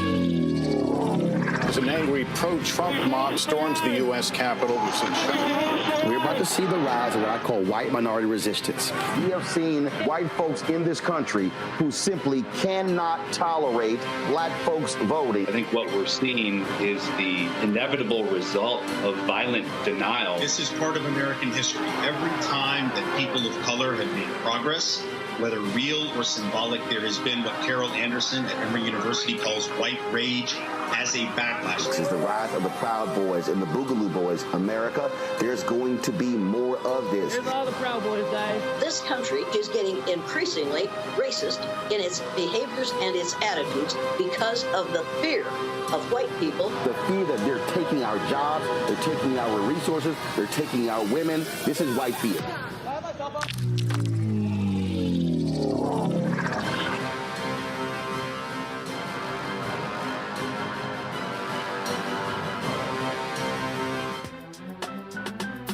I'm Faraji Muhammad, live from LA. And this is The Culture. The Culture is a two-way conversation. You and me. We talk about the stories, politics, the good, the bad, and the downright ugly. So join our community every day at 3 p.m. Eastern and let your voice be heard. Hey, we're all in this together. So let's talk about it and see what kind of trouble we can get into. It's The Culture, weekdays at 3, only on the Black Star Network. Me, Sherry Shepard, with Sammy Roman. I'm Dr. Robin B., pharmacist and fitness coach, and you're watching Roland Martin Unfiltered.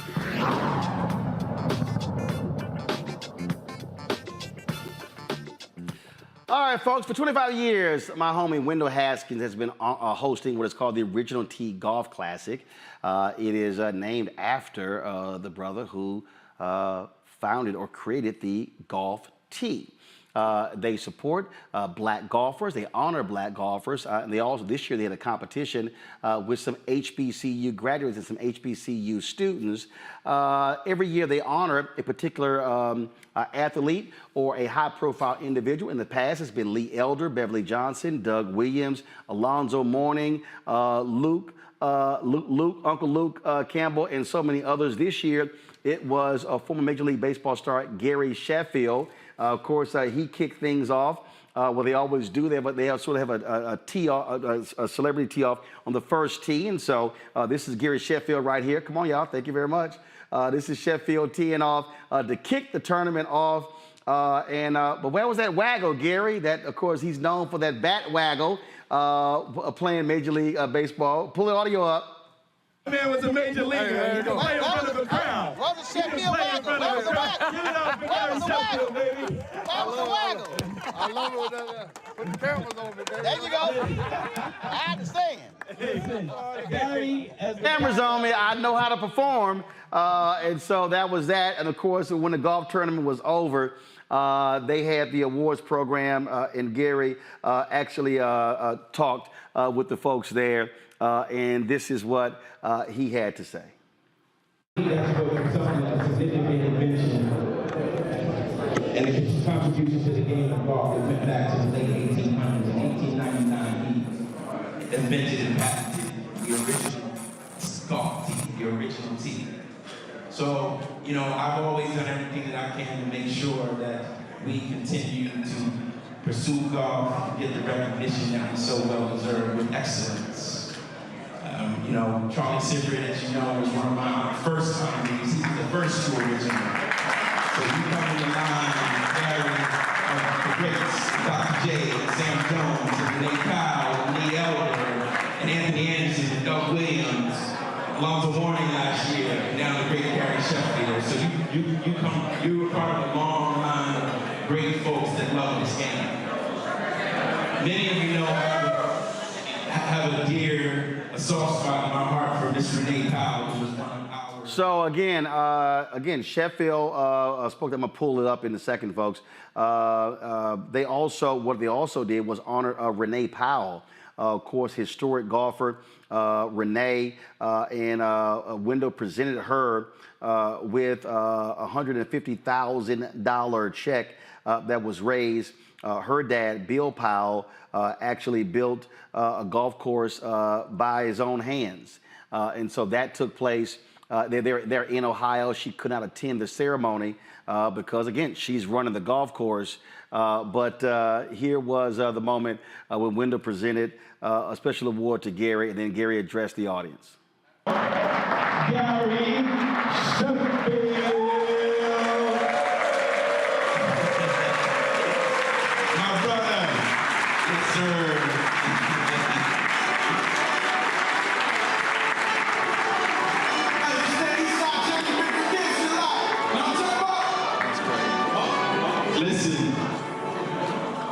You know, we always create a new award for the honoree every year.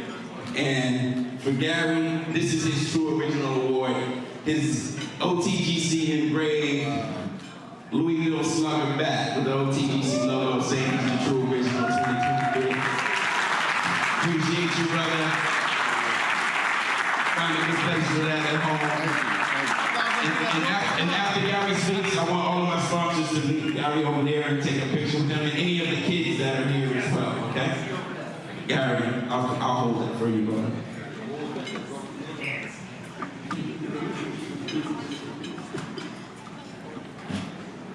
Wow. Wendell,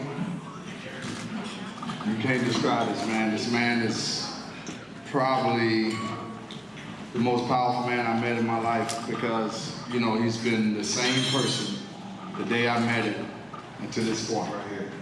And I just want to say thank you, man.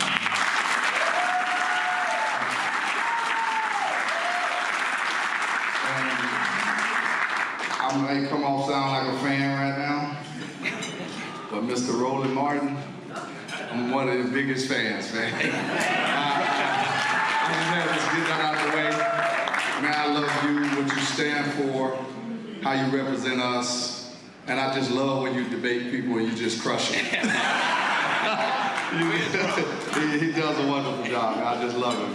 But I just want to thank my friends, you know, for coming down here with me and supporting me, and you guys have always been there with me, you know, through thick and thin. Y'all know my story, y'all know my history, and I would just say to this whole room, I met some wonderful people here. This is a great room, and this is a testimony to Wendell.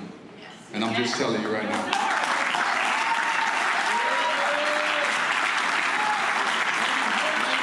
You know, I used to smoke cigars at the age of 16, but I never let kids see me smoke cigars when I was playing baseball until I retired.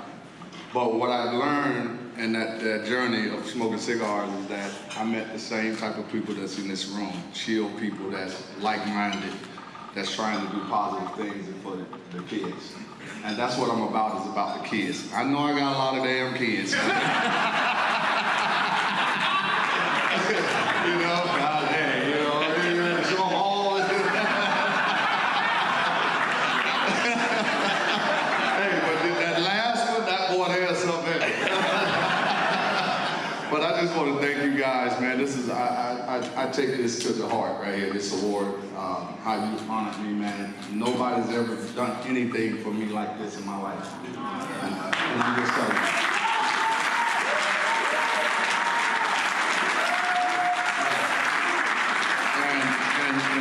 You know, I'll be honest with you guys in this room. You know, when I played 22 years in baseball, and I was an outspoken player. And I was outspoken because of the injustice that I saw when I played. And it didn't have nothing to do with me, because I was gonna hold my own. They weren't gonna beat me. And I didn't care what the circumstances was. I didn't care how hard it was. You know, that's what I teach my kids today. You know, I spoke for the guys that I played with in the minor leagues.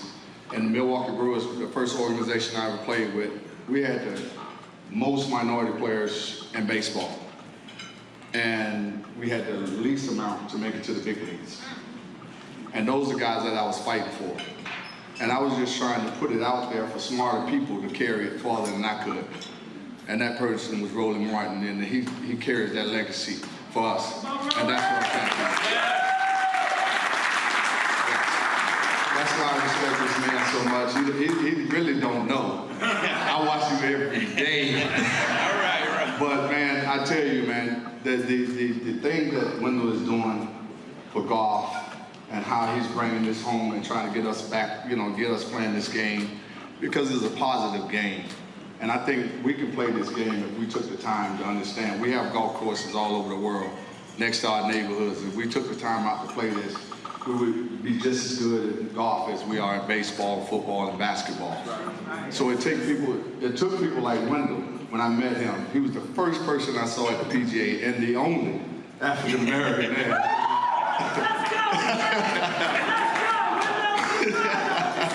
And when I saw that, I was just amazed. I was like, how did you crack that code? But, this has been a wonderful night, man. All the sponsors, Nike, all you guys, man. This has been wonderful for me. I don't take this lightly, I just thank each and every one of you. I tried to reach out and touch every one of you out here because I know you're genuine people. If you know Wendell, I know you're genuine.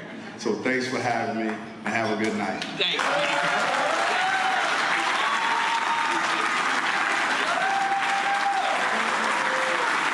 Thank you, Gary. Thank you so much for all of those kind words. Thank you very much.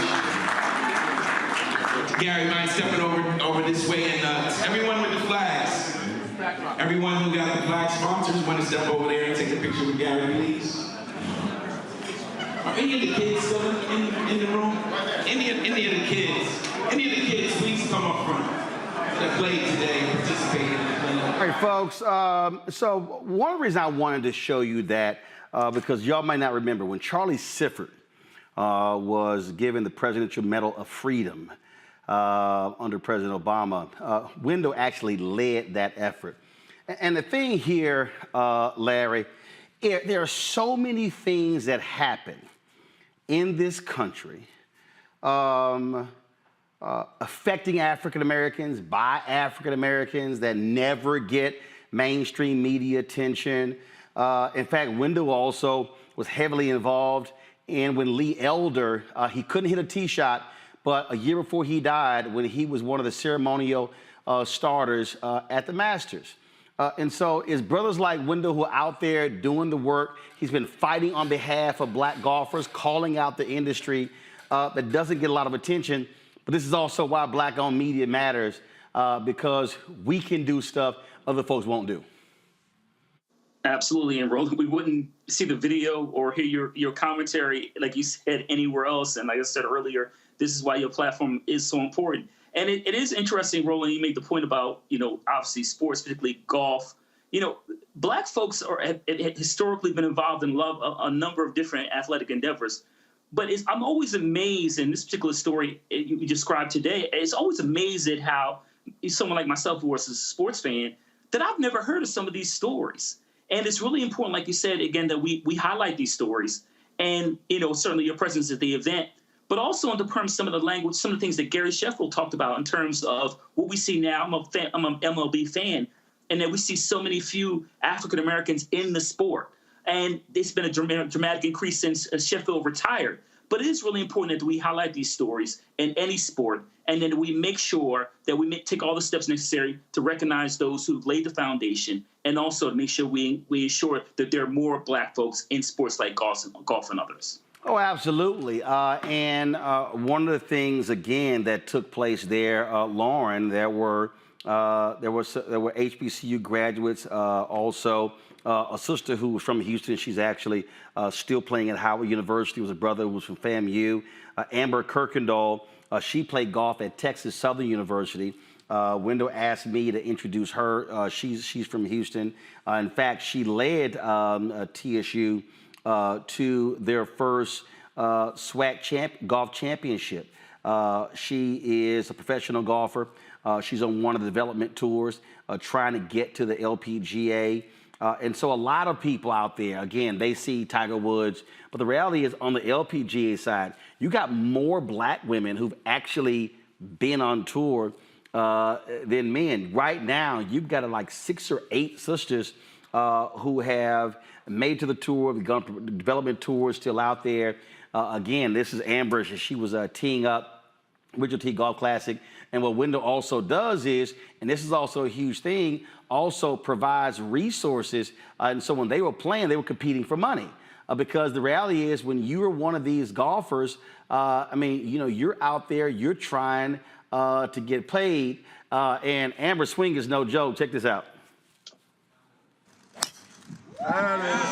Nice little draw. Right down the middle. Nice little soft draw. Okay, Amber, you got straight down the middle. Let's go. So she, again, it was like all different players. And that's the other piece. Golf is an expensive sport. So the ability to play in this tournament, that money can go towards being able to enter some of these tournaments. Right. And without anyone knowing about it, none of that money comes in because nobody really knows about it, which is why the media piece and the publicity piece is so huge in all of this. And it doesn't just happen with sort of sports and stuff that happens in the black community. It happens at funerals. It happens with a lot of things that happen in the black community that nobody knows about.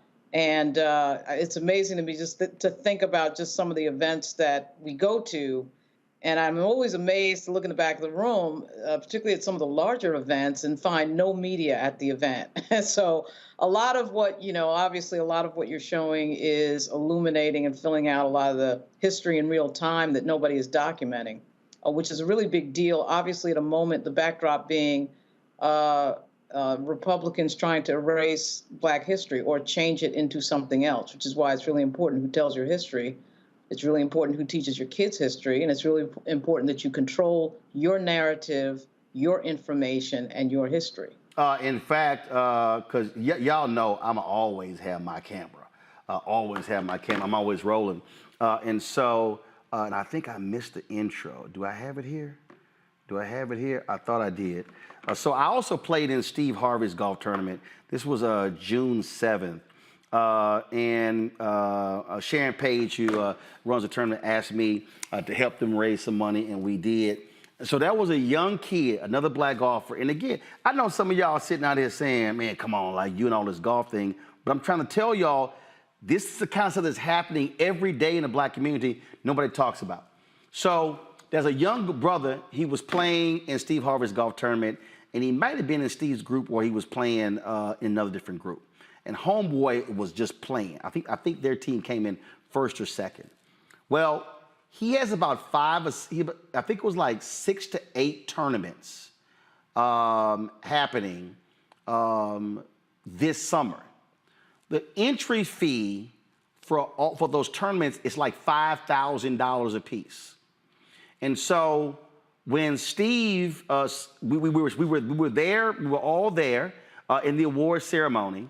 And his mom was sitting next to him, and his mom mentioned, and somebody else said, hey, you know, this kid is trying to make the professional tour. He's got several tournaments, and there's an entry fee. And Steve said, well, how much is it? They said it's like 8 tournaments, $5,000 a piece. Steve Harvey said, don't worry about it, it's now paid for. And so this was the moment when the young man came up, and Steve congratulated him. Pull it up. That ain't nothing. I spent $35,000 on Vegas with these girls.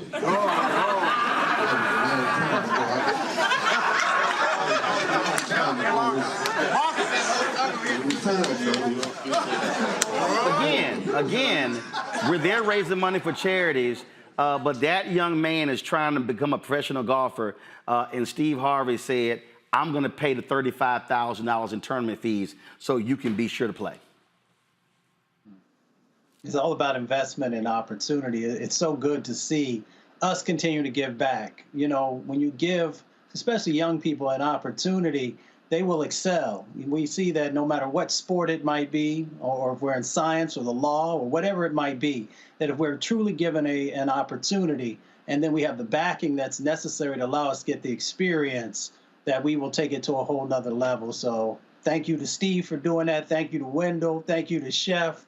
And of course, Roland, thank you to you for always showing up and having your camera ready to make sure we're highlighting our stories. Absolutely, absolutely. And so all y'all out there be wondering, like, man, why Roland ain't here? He out playing golf. Well, I'm actually working while I'm also playing golf, bringing y'all this kind of stuff that, again, other folks are not covering. And I'm telling y'all, it happens every single day. Last point, I represented the bros in Dallas last week at the Alpha Convention. Larry, Mustafa, both of y'all are Alphas.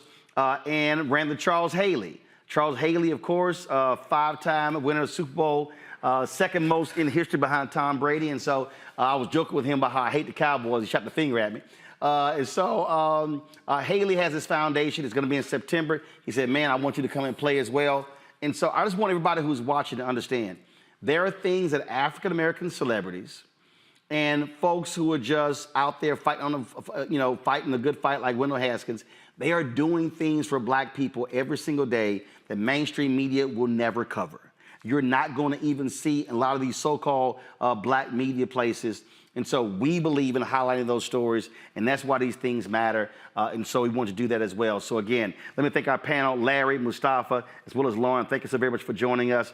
Folks, when you hear me talk about why your support matters, I mean that. Your support allows not just for me to travel, but for me to bring my staff with me when we go to cover these events. And so it's just not fun in the games. We're going to George Lopez golf tournament or Anthony Anderson, or next month we've got, in 19 days, Seth the Entertainer's golf tournament, Chris Tucker's golf tournament. These folks are doing amazing things for African Americans, and they don't get the attention they deserve. So when we ask you to support us in what we do with your dollars, all of that is critical, because if we're not telling our own story, then it's not going to be told. What we're doing here at Roland Martin Unfiltered and the Black Star Network is exactly what Frederick Douglass did with the North Star. Ida B. Wells Barnett did with her paper. What the Chicago Defender did, Robert Abbott and the Chicago Defender. And of course, the Atlanta Daily World and the Pittsburgh Courier, and on and on and on, Ebony and Jet. So many things that happened in Black America would have never been covered because white media ignored us. And it still happens today. And so when you give to this show, I want you to understand your dollars are going for this set, for our cameras, for our monitors, for our live view unit. I mean, you name it, that's what we are doing. And so please make the contribution. We have more than several thousand people watching tonight. Again, when you hit the like button, that impacts us on YouTube and the algorithm. We make money there as well. But when you give, do understand you are funding this. Of course, we all know when Gil Scott-Heron said the revolution will not be televised, I dare say the revolution will be live streamed. And so you're making that possible. Send your check and money order to P.O. Box 57196, Washington, D.C., 20037-0196. Cash App, $RM Unfiltered. PayPal, R Martin Unfiltered. Venmo is RM Unfiltered. Zelle, Roland at RolandSMartin.com. Roland at RolandMartinUnfiltered.com. And be sure to buy a copy of my book, White Fear, How the Browning of America is Making White Folks Lose Their Minds. When you buy that book, that money goes back into the show as well. And so please get the book as well. Again, Barnes & Noble, Target, Books A Million, download it on Audible, order it on Amazon. Folks, we are doing the work. And trust me, we've got some great things coming up this month. In September, Congressional Black Caucus Foundation, ALC, some things that we're doing with the McDonald's Inspirational Gospel Tour, some other stories that we're covering. We got be working on elections in Virginia. We're going to be working on that as well. Then get ready for 2024. And so there's no time where black-owned media is needed now more than ever. Your support is critical. So please stand with us. And I appreciate thoughts and prayers. I appreciated all the brothers at Alpha Convention. I appreciated the people at National Urban League telling me to stay strong. We got you. But let me be clear. Money makes this engine work, and we need your support. Thanks a bunch, folks. I'll see you tomorrow. I'll be live from Birmingham. National Association of Black Journalists kicks off tomorrow. I will be live in the Ham tomorrow. I'll see you then. Holla! Folks, Black Star Network is here. Hold no punches. I'm real revolutionary right now. Support this man, Black Media. He makes sure that our stories are told. Thank you for being the voice of Black America, Roland. Stay black. I love y'all. All momentum we have now, we have to keep this going. The video looks phenomenal. See, this difference between Black Star Network and Black-owned media and something like CNN. You can't be Black-owned media and be scared. It's time to be smart. Bring your eyeballs home. You dig? Pull up a chair, take your seat at the Black Tape with me, Dr. Greg Carr, here on the Black Star Network. Every week, we'll take a deeper dive into the world we're living in. Join the conversation only on the Black Star Network. Hi, I'm Dr. Jackie Hood Martin, and I have a question for you. Ever feel as if your life is teetering and the weight and pressure of the world is consistently on your shoulders? Well, let me tell you, living a balanced life isn't easy. Join me each Tuesday on Black Star Network for A Balanced Life with Dr. Jackie. We're all impacted by the culture, whether we know it or not. From politics to music and entertainment, it's a huge part of our lives, and we're going to talk about it every day right here on The Culture with me, Faraji Muhammad, only on the Black Star Network. I'm Deborah Owens, America's Wealth Coach, and my new show, Get Wealthy, focuses on the things that your financial advisor and bank isn't telling you, but you absolutely need to know. So watch Get Wealthy on the Black Star Network.